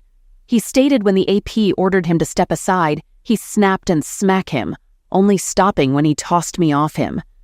He quickly called special services and heard the recording at court. Hearing the pain in his voice, his sobs as he did what the operator told him to do was soul-crushing.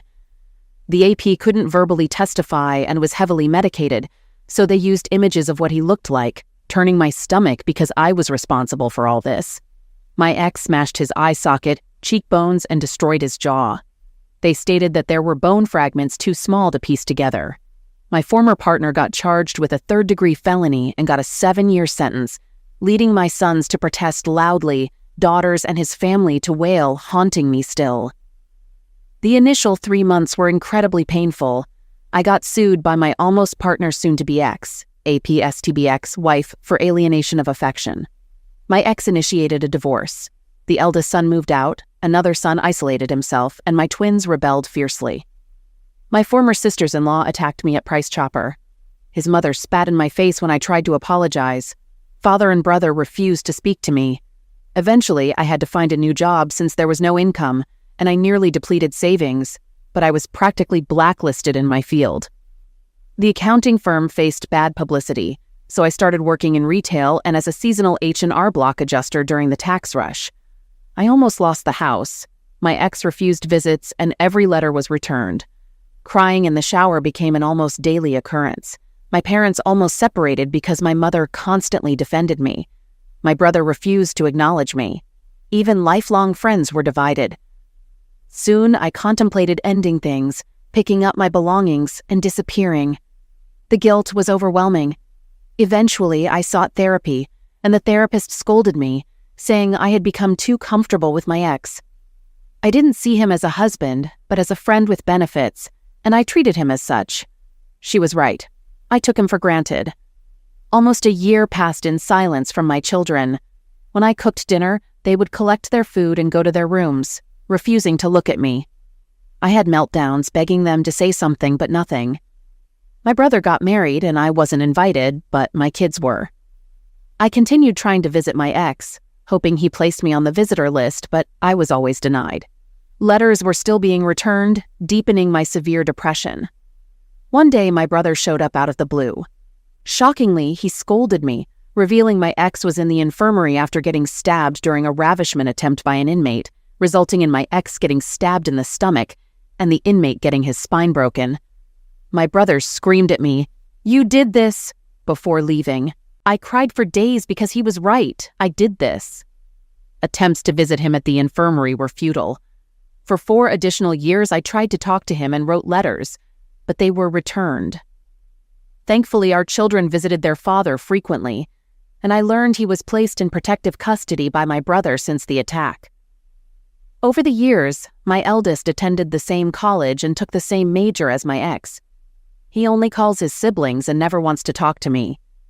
He never comes to the house for holidays, only to his grandparents. Another son followed suit, going to the same college and refusing to call me. My twins were hard on me, but they visited their father weekly, improving their mood.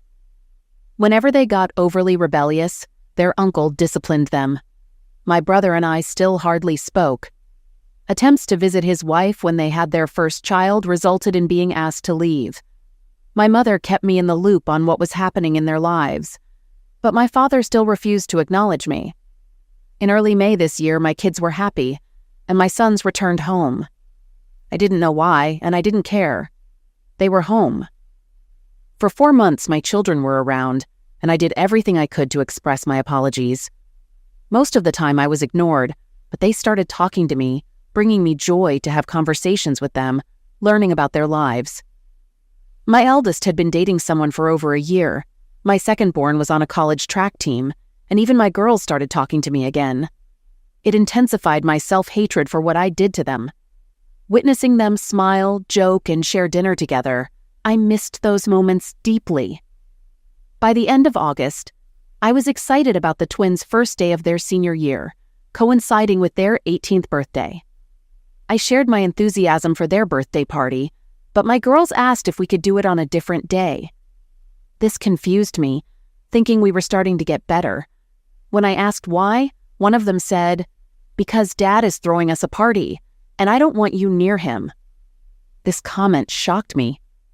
I asked when their father was released, and they said he got out at the end of April for good behavior, leading to tears as it broke me a bit more. They were around more because he was out, happier and cheerful with their father back in their lives. It wasn't because we were starting to heal. They had him back. I asked where he was staying, and they told me he was staying with my brother. I tried calling, needing to talk to him, but he refused. I went over, holding all the returned letters through the years, saw him briefly through the door crack, shouted his name, and was asked to leave by my brother. I handed him the letters and left. In the driveway, I heard his voice, turned around, and he was walking towards me. I instantly started crying, hugged him, and he handed me back my letters, coldly saying, "You forgot this." I cried, watching him walk away. I begged him, pleaded for him to talk to me, and he just walked back into the house. My children stared at me by the door, and they all had no love in their eyes for me. At that moment, I realized my children were just tolerating me. However, I still want to fix this. I want to tell him how selfish I was, how much I missed him, apologize for destroying what we had. So I'm still trying to push through my daily life. I learned from my mother that my almost partner's ex-wife was visiting my ex 2 years ago, and she's been coming around to see him. I don't care really. I just want him to somehow forgive me, talk to me, be beside me, look at me the way he used to. I want my kids beside us. I just want my family back. Yet I know I don't deserve it. Even if by some miracle we become one again, it will never be the same. I was selfish and I wish I could take it all back. Second story. This is response to my mother's post. I try hard to keep my history a secret. My college friends are unaware that my dad spent time in prison, and I'm not interested in sharing it with them. When I roamed around campus and overheard people discussing and sharing a particular post, it brought back a flood of emotions I've been trying to cope with. Investigating further, I found enough details to confirm it was about my family, which made me furious. I contacted my mother, and her emotional reaction triggered an argument. Similarly, when I visited my dad and confessed, it led to a confrontation. Despite this, I believe my father is a good man. He only scolded me for disrespecting my mother. He advises me that even if I don't love her, I should still respect her. It's tough to respect someone like her. My father faced many challenges and often emphasized that we should be grateful for growing up in an area where achieving academically wouldn't lead to attacks. He shared how difficult it was for him in the South Bronx, where pursuing white things like going to college made you a target. At 15, my father's father passed away from cancer, and he had to step up as a surrogate parent for his 2 sisters. With no life insurance, he worked hard to contribute to rent and food while attending school. He considers it fortunate that his mother remarried a good man, and they moved to upstate New York for a better life. According to my uncle, in the 90s, my dad's unique style, including baggy clothes and a Puerto Rican flag shirt, attracted teasing from his friends. Unexpectedly, my dad fought back, earning their respect. Instead of walking away, he helped one of them and suggested skipping school, sharing a 40, and talking things out. This led to friendship, and he introduced my dad to my mom. They attended the same college, and by the end of their freshman year, they were married. During my upbringing, my parents were affectionate, always holding hands and kissing, even during my senior year when things went awry. Despite acting like a teenager in love with my mom, my dad never placed her on a pedestal. He advised me against it, explaining that women won't respect a man who does so. His philosophy, treating your wife as an equal, best friend, and confidant, was passed down from his father and stepfather. My dad, a big guy at 5'11" and 260 pounds, was always joking and active despite his weight. I cherished the moments when he sang to my mom and did thoughtful gestures like serenading her, buying flowers, and writing love notes for no reason. He defended her honor and always expressed how beautiful she was. My dad set an example for the kind of man girls should have in their lives. He stood by my uncle, never giving up on him, even when others thought he was a lost cause. As my grandfather once said, my dad knocked the stupid out of him and left behind the man he was supposed to be, a phrase that always made me laugh. My dad showed me how to be a man, a friend, and a husband. Before her affair, my mother always loved my dad, and he was her support system. Even though they had the ideal marriage, my mom ruined it. I remember those months when she talked down to my father, and he pushed back but restrained himself. Despite his college education and successful career as a financial advisor, my dad could switch from zero to a more assertive demeanor in seconds. Grandma said he was like his father, kind, respectable, and helpful, but he wouldn't hesitate to defend himself with strength. My dad tried everything, buying flowers, taking her out to dinner, dancing, but she was in her own world, treating him poorly.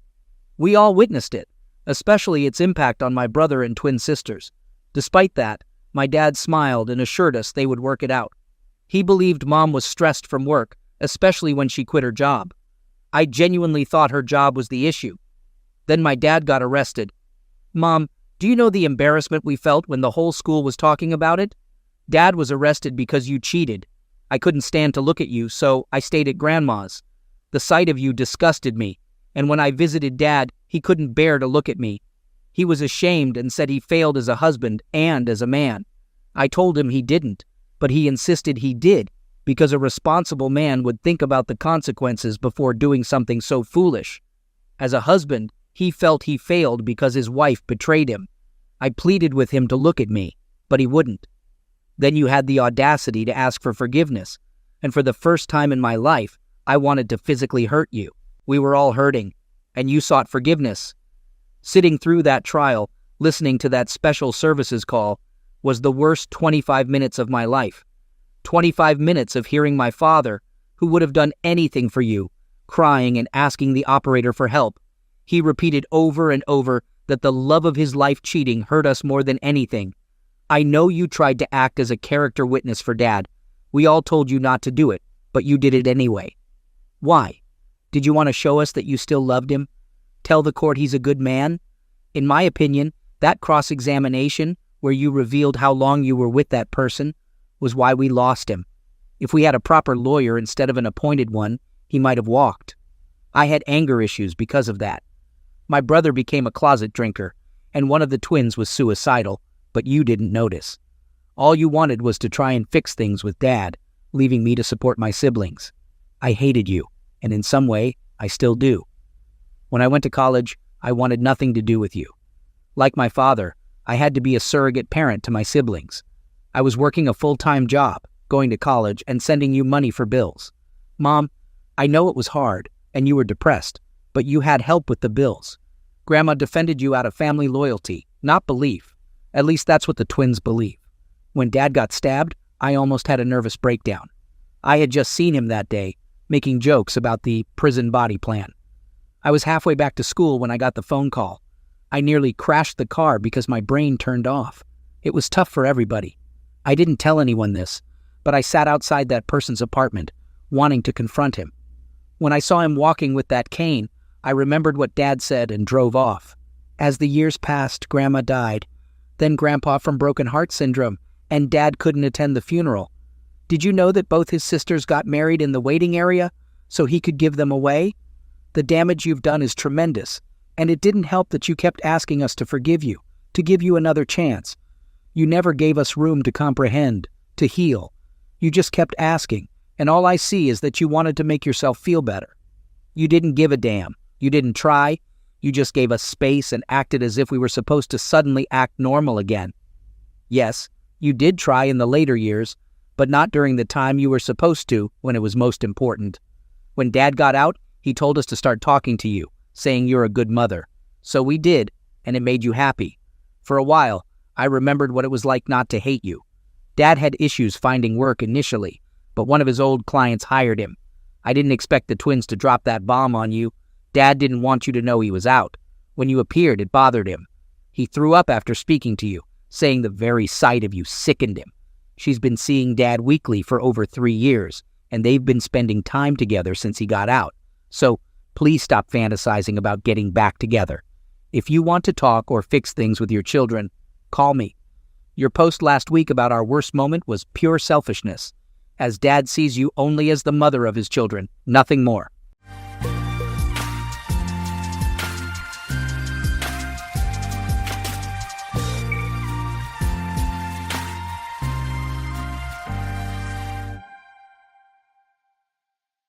Welcome back, and thank you for tuning into Cheating Tales Lab.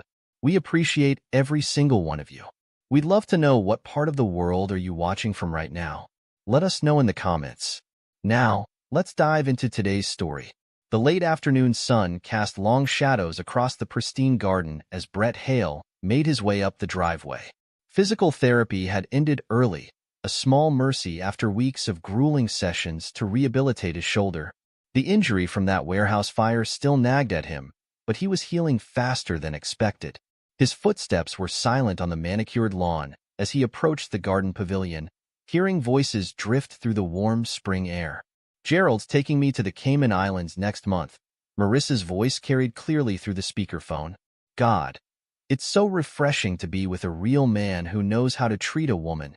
Brett froze, his firefighter's instincts keeping him perfectly still as he listened. "Just be careful with the timing," Julius's voice responded through the speaker. "We need everything in place before you serve him the papers." A cold smile crossed Brett's face as he silently retrieved his phone, opening the recording app. 13 years as a firefighter had taught him to document everything. He moved closer, staying hidden behind the garden trellis. "Your brother is such a pathetic provider," Marissa continued, her voice dripping with contempt. "My new man makes 10 times his salary and has a mansion in the hills. Once I take the house in court, you should come see it." "I'll help you with the lawyer," Julius replied eagerly. "I never liked my brother from childhood. Mom and Dad's precious golden boy, always playing the hero while I had to settle for running a gym." "The PTSD angle is perfect," Marissa said.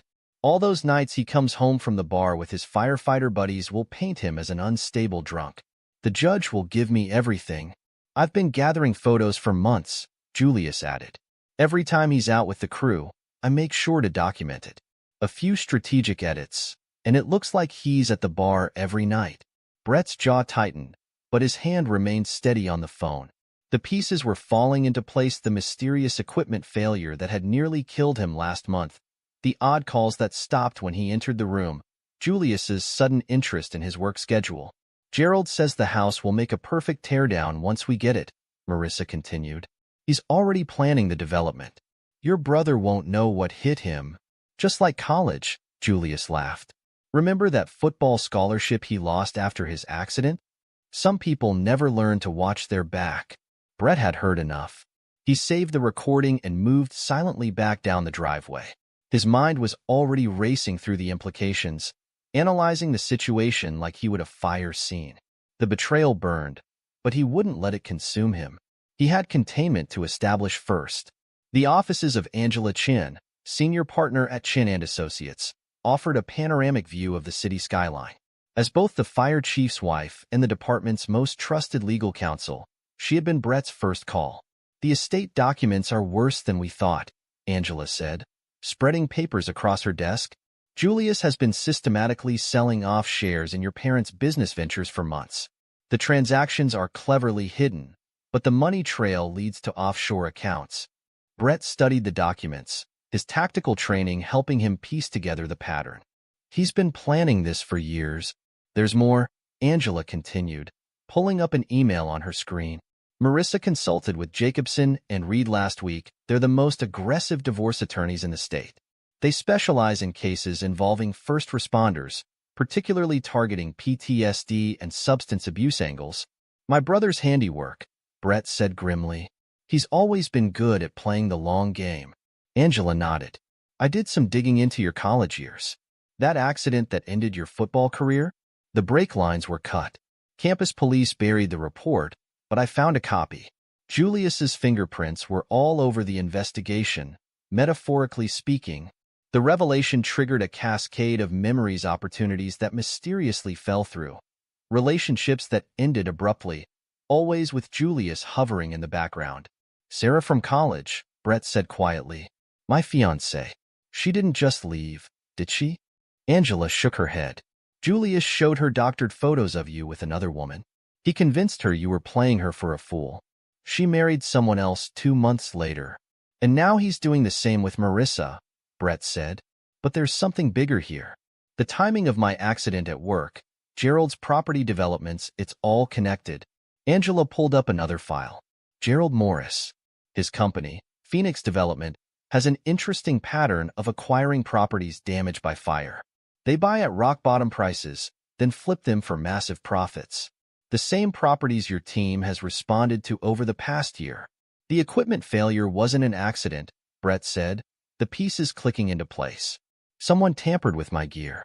They needed me home early today. To overhear their conversation? Angela frowned. That seems counterproductive. No, Brett's eyes narrowed. To get me out of the way during a crucial operation. What major calls came in while I was at therapy? Angela checked the dispatch log. Warehouse fire on Front Street. Total loss, property already under contract to Phoenix Development. The fire station's ready room was quiet as Brett laid out his findings to Stephen Martinez, his partner of 8 years. The wall-mounted clock ticked past midnight, but neither man noticed the time. The same pattern repeats, Stephen said, reviewing the incident reports. Every major structure fire in the past year your team gets diverted or delayed. Equipment failures force early withdrawal, and Gerald's company swoops in to buy the ruins. They're using inside information, Brett confirmed. Marissa has access to my department laptop. She's been feeding Gerald our response plans, staging areas, everything they need to maximize the damage. Stephen pulled up more files on his tablet. That's not all. Your brother's gym? It's a front. The membership numbers don't match the revenue. They're laundering money through it, probably for Gerald's operation. Julius introduced me to Marissa 3 years ago, Brett said. Said she was a client at his gym. Now I know why. We found these in the locker room. Stephen handed over a stack of photographs.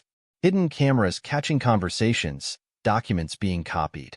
Your brother and Marissa have been systematically gathering intel on department operations.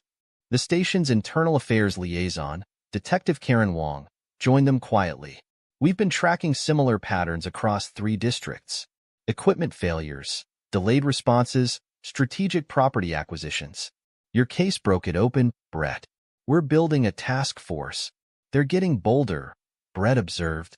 The conversation I overheard today, they're not even trying to hide it anymore.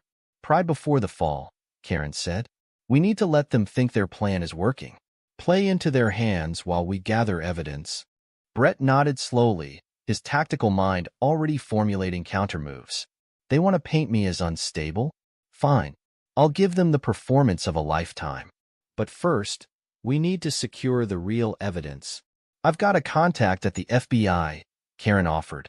Agent who specializes in real estate fraud and arson conspiracy. This is right up their alley. Set it up, Brett said, standing to leave. And Karen? Make sure internal affairs keeps this quiet. As far as anyone knows, I'm just a burned-out firefighter losing his grip. He walked out into the cool night air, feeling the weight of his wedding ring. Tomorrow he would play the part they expected, the dedicated husband blindsided by betrayal. But tonight, he would begin laying the groundwork for their destruction. They thought he would break. Instead, he would dismantle their entire operation, piece by careful piece. The city lights spread out before him, a tapestry of potential fires waiting to happen. But the real inferno would be the one he orchestrated, a controlled burn to expose every lie, every manipulation, every betrayal. Julius had forgotten the most important lesson their father taught them. Fire doesn't just destroy. In the right hands, it cleanses. In his pocket, his phone buzzed with a text from Marissa. Working late at the office, honey? Don't wait up. Brett smiled grimly as he deleted the message. Let them think they had him fooled. The time for confrontation would come, but not yet. First, he had evidence to gather, allies to recruit, and a trap to set. They wanted to play with fire? He would show them how a true professional handled the flames. FBI agent Glenda Buckley's office radiated efficiency, much like the agent herself.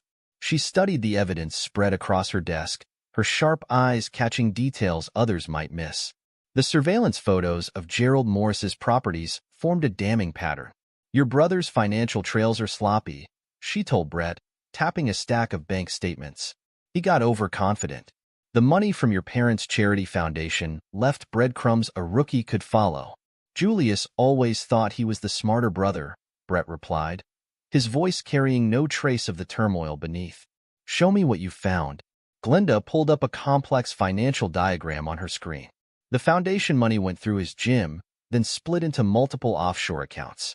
Some funded Marissa's affair, luxury hotels, jewelry, private flights. The rest went to Gerald's shell companies. Angela Chan joined them, adding her own files to the growing collection of evidence.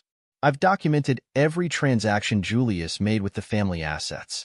He didn't just sell shares, he systematically stripped your parents' legacy. The equipment tampering? Brett asked. Connected to your brother's gym? Glenda confirmed. One of his employees, Mike Foster, used to work maintenance for the fire department. He's been making regular cash deposits far above his salary. Brett's expression hardened. The warehouse fire that injured me? Foster was seen near the station that morning, Angela said. Security cameras caught him in the equipment room. He's gotten sloppy too. They all have, Glenda added.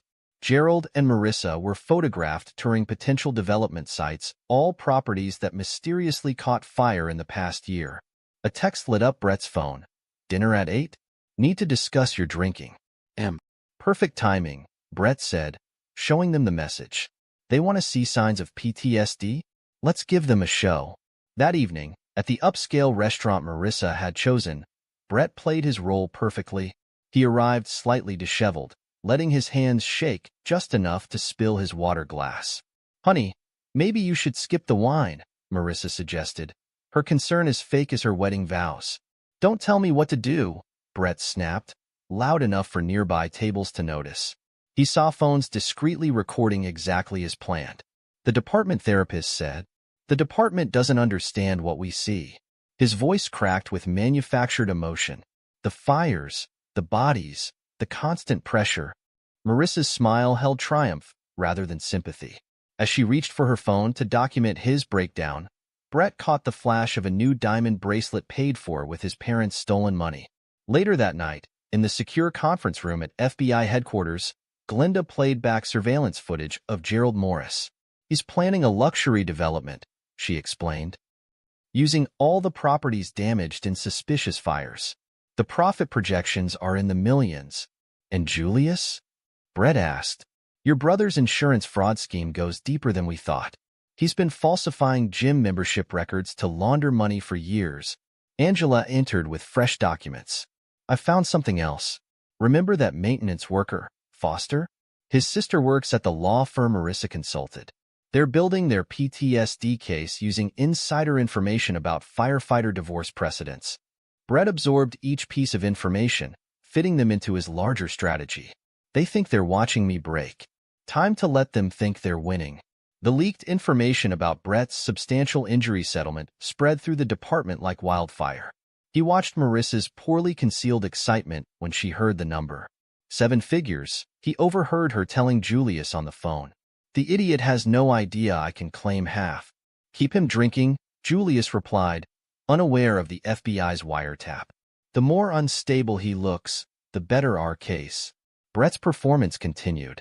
He accidentally left bank statements showing large transfers visible on his desk. Marissa took photos the moment he left the room, exactly as predicted. Gerald Morris's office became the center of FBI surveillance. Agent Buckley's team documented every meeting, every phone call.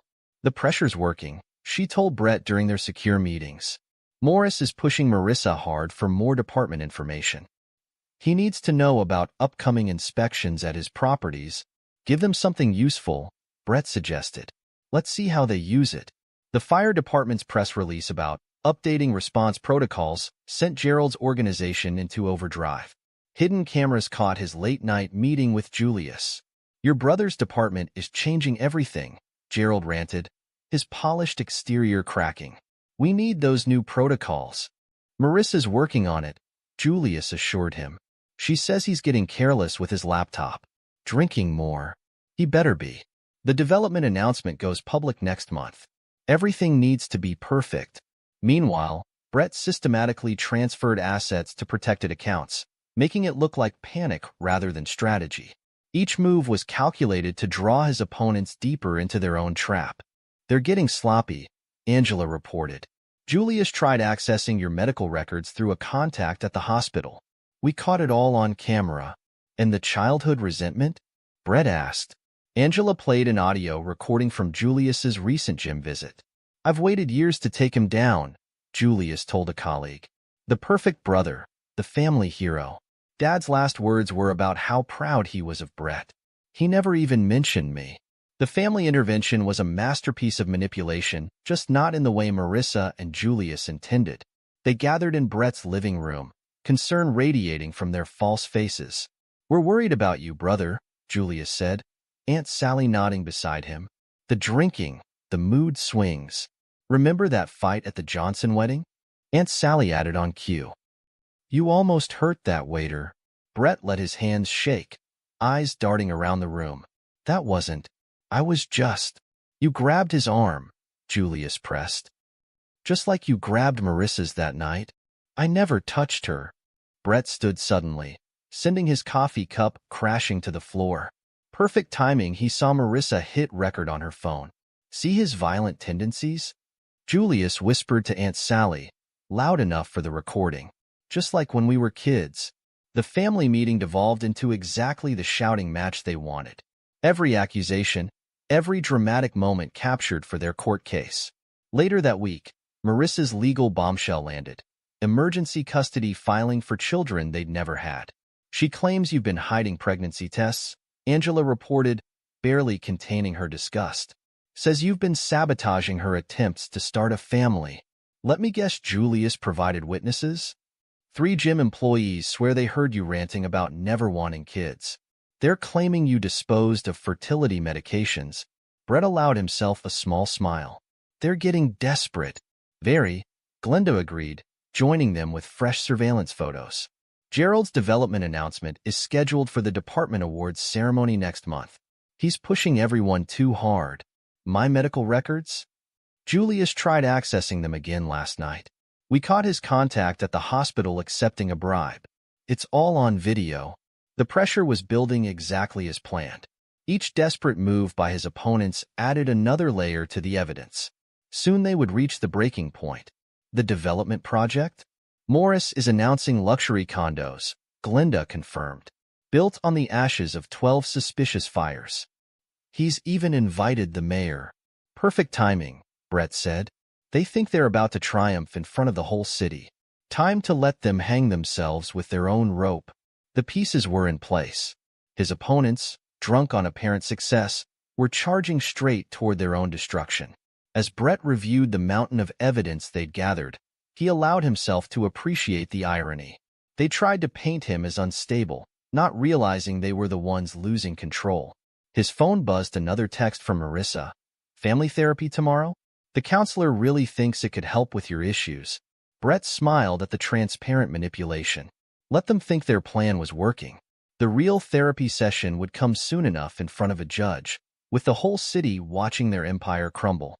Agent Buckley's final report lay on his desk, ready for the coming storm. Every betrayal, every lie, every crime documented in meticulous detail. They wanted to destroy him. Instead, they'd handed him everything he needed to destroy them. The awards ceremony was 2 weeks away. Time to prepare for the final act. The fire department's annual awards ceremony transformed the City Hall's grand ballroom into a sea of dress uniforms and polished brass. Television cameras lined the back wall. Brett's unstable behavior had drawn media attention, exactly as planned. Fire Chief Michael Chen stood at the podium, his voice carrying authority across the packed room. "Today, we honor the brave men and women who risk everything to protect our city." The dramatic entrance Marissa had planned was right on schedule. She burst through the main doors, Julius and Gerald flanking her like attack dogs. "You can't let him accept any awards."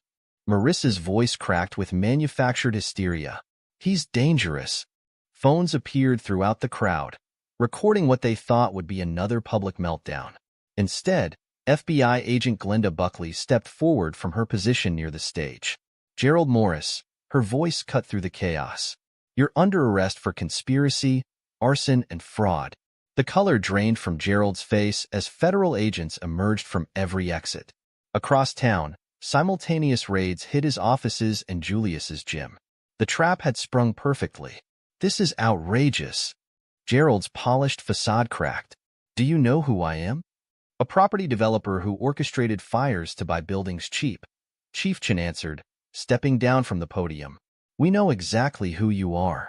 Marissa's triumphant expression melted into confusion as Angela Chan approached with a thick folder. "Marissa Hale, we have evidence of your involvement in stealing and distributing confidential fire department information." "You can't prove anything," Julius snarled, reaching for his phone. "Actually," Brett finally spoke, his voice steady, "we can prove everything." The large screen behind the podium flickered to life, displaying financial records, surveillance photos, and recorded conversations. The audience watched in stunned silence as the conspiracy unfolded. "The equipment tampering that injured 3 firefighters?" Agent Buckley pointed to Julius. "Your employee confessed this morning. The money trail leads straight to your gym's accounts." Gerald lunged for the exit, but found his path blocked by more agents. "This is a setup. Marissa, tell them." But Marissa stood frozen as her own voice played through the speakers. "Once I take everything in the divorce, we'll demolish his precious house. Your brother won't know what hit him."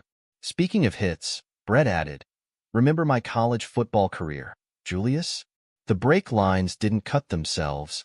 Julius's face contorted with decades of bitterness. "You deserved it. Perfect brother, golden boy, dad's favorite." "That's enough." Agent Buckley cut him off as agents moved in with handcuffs. "Gerald Morris, Julius Hale, Marissa Hale, you're all under arrest." The following week's headline dominated newsstands: "Property developer's empire built on ashes. Arson conspiracy exposed."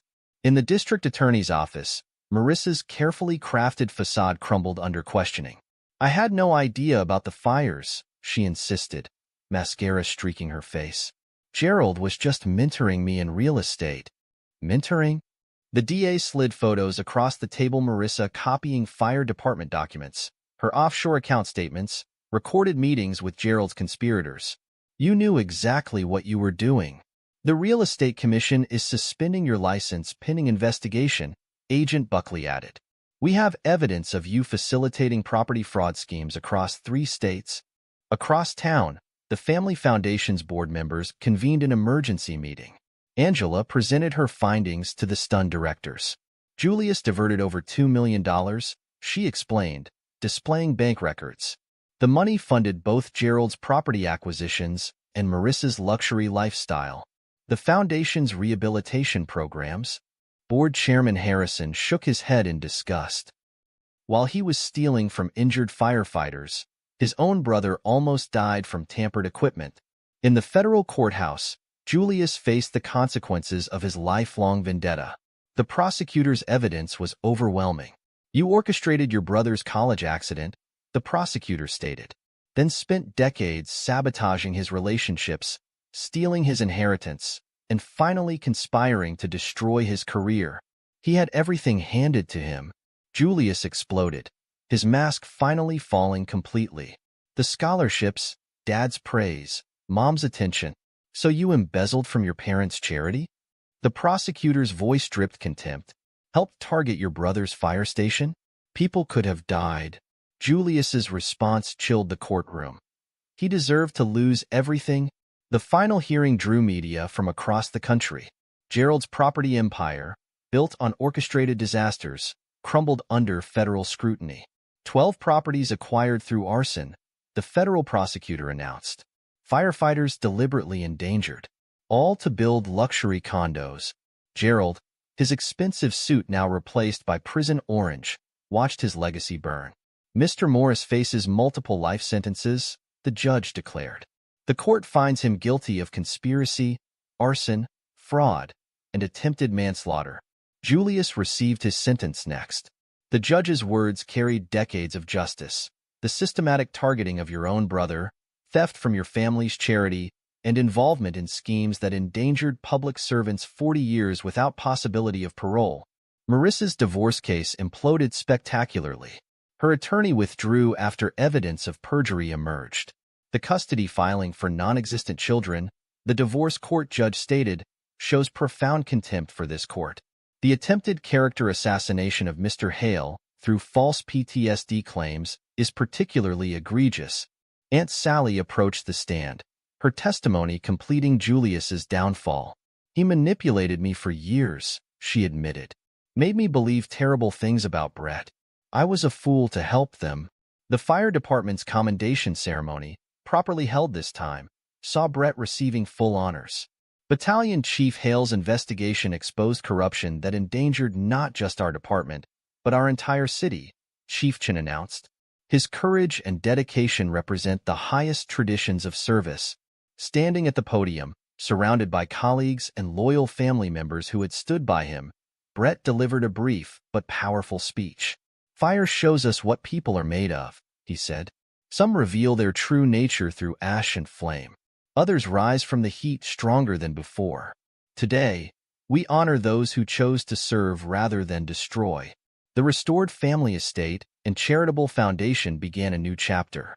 Brett's leadership turned tragedy into opportunity, establishing programs to detect equipment tampering and protect firefighters nationwide. Justice had been served, not through emotional outbursts or hasty revenge, but through methodical, relentless pursuit of truth. In the end, the very people who tried to paint Brett as unstable had destroyed themselves through their own unstable hatred and greed. The final gavel fell with the weight of complete victory. Gerald's empire revealed as ash, Julius's lifelong manipulation exposed, Marissa's betrayal returning to destroy her perfect justice served through perfect patience. Brett stood outside the courthouse, his battalion chief insignia catching the sun. The city skyline stretched before him, its buildings now protected by new safety protocols born from his ordeal. He had lost a wife and brother, but gained something far more valuable, the truth and the power to protect others from similar betrayals. The fire that was meant to destroy him had instead forged him into something stronger. As he headed to lead his first arson investigation unit meeting, Brett allowed himself a small smile. Some fires cleanse, some fires strengthen, and some fires reveal the truth that lies hidden in human hearts. Epilogue, 6 months later and beyond. The morning sun glinted off the polished nameplate. Battalion Chief Brett Hale, Special Arson Investigation Unit. The office overlooked the same city streets where the conspiracy had unfolded, but everything else had changed. Brett reviewed the latest report from the prison system. Gerald Morris, once the proud real estate mogul, now wore inmate number 247856 at a maximum security federal penitentiary. His empire of ashes had crumbled completely, with investigators still uncovering new layers of fraud and corruption. Another confession came in, Agent Glenda Buckley said, entering with a fresh file. 3 more properties from 2018. Gerald's former associates are falling over themselves to cut deals. How's he handling Supermax? Brett asked, though his tone suggested mere professional curiosity rather than concern. Poorly, Glenda smiled. His first appeal was rejected last week. The evidence was too overwhelming. He spends his days in a 6x8 cell, a far cry from his mansion. The other inmates particularly enjoy having a rich boy to torment. The property developer who once boasted about his millions now earned 38 cents per hour doing laundry. His luxury suits replaced by prison orange, his gourmet meals reduced to prison slop. Every development project had been seized, his assets frozen, and his reputation destroyed. Julius's fate proved equally satisfying. His bitter resentment had earned him 4 decades in federal prison, his attempts to destroy his brother resulting in his own destruction.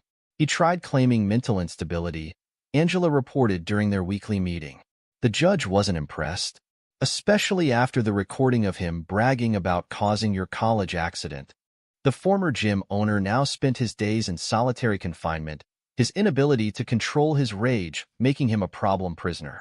The careful manipulator, the jealous brother, reduced to screaming at walls in a concrete box.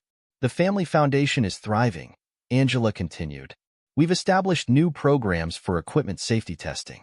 3 departments have already adopted our protocols. Brett nodded, examining photos of the foundation's latest graduation ceremony. 20 firefighters trained in equipment tampering detection, their skills already saving lives. Marissa's downfall proved particularly spectacular. Her guilty plea to conspiracy charges came only after every attempt at manipulation failed. 5 to 7 years, Agent Buckley confirmed.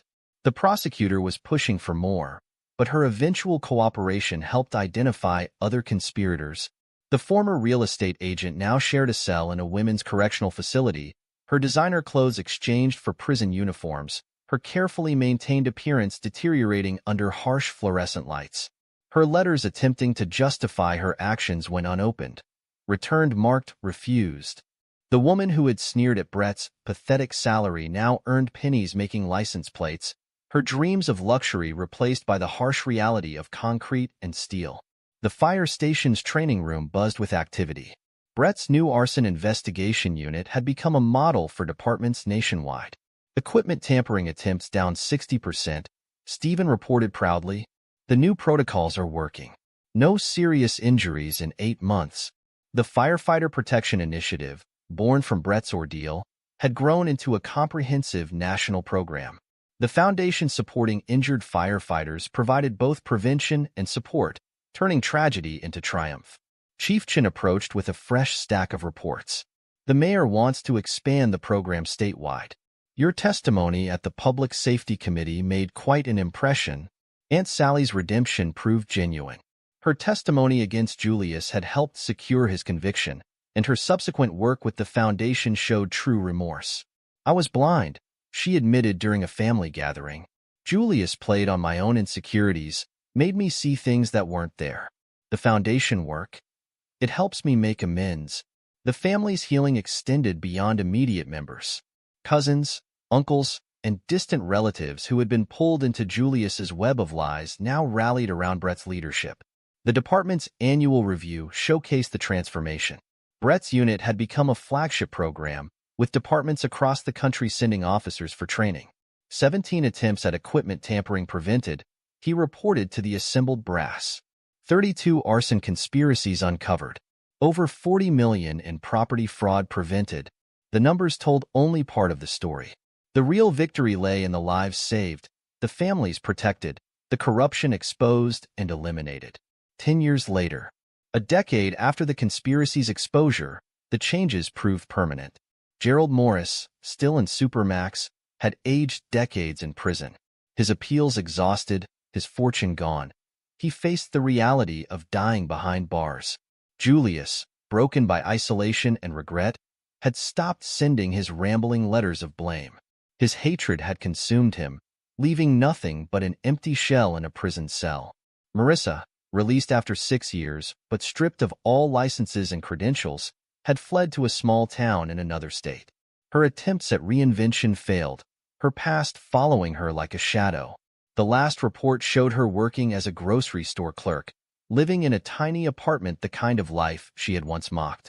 Brett's office wall displayed the changes their ordeal had sparked. Certification programs for equipment safety, mandatory tampering detection protocols, enhanced arson investigation procedures. The foundation's 10th anniversary, Angela reminded him, bringing in the latest financial report. Over 1,000 firefighters trained, 20 departments using our protocols, 0 deaths from equipment tampering since implementation. The betrayal meant to destroy him had instead created a legacy of protection. The fire that should have consumed him had forged something unbreakable. Standing at his office window, Brett watched new recruits training in the yard. They would never know the personal cost behind the protocols that protected them, the betrayal that had created their safety net. His phone buzzed. Another desperate letter from Marissa returned unread. After a decade, she still tried to explain, to justify, to manipulate. Her words, like her schemes, fell into silence. Chief, Stephen appeared at the door. We've got a new case.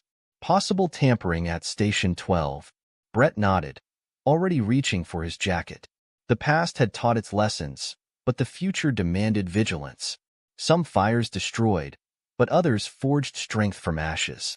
He glanced one last time at the skyline where Gerald's empire had once stood. Now it housed a firefighter training center, turning scandal into salvation. The perfect revenge wasn't destruction, but transformation. The betrayers had sought to destroy him through fire. Instead, they had tempered him into something stronger, creating protections that would outlast their betrayal. Justice, Brett had learned, was patient. It didn't need to announce itself or seek attention. Like a slow-burning flame, it simply did its work, consuming corruption and leaving truth in its wake. Tomorrow would bring new challenges, new threats, new attempts at corruption. But the protocols were in place, the watchmen trained, the defenses strengthened by the lessons of betrayal. The story that began with a broken trust had forged an unbreakable legacy. In the end, that was the greatest victory, not the punishment of the guilty, but the protection of the innocent. Brett picked up his badge, heading out to face another day. Behind him, the morning sun caught the Foundation's motto, etched in his office wall: from betrayal, protection; from ashes, strength. The fire meant to destroy him had instead lit a beacon of safety for others. And that, more than any revenge, was the perfect justice. This is where our story comes to an end. Share your thoughts in the comment section. Thanks for your time. If you enjoy the story, please subscribe to this channel. Click on the video you see on the screen, and I will see you there.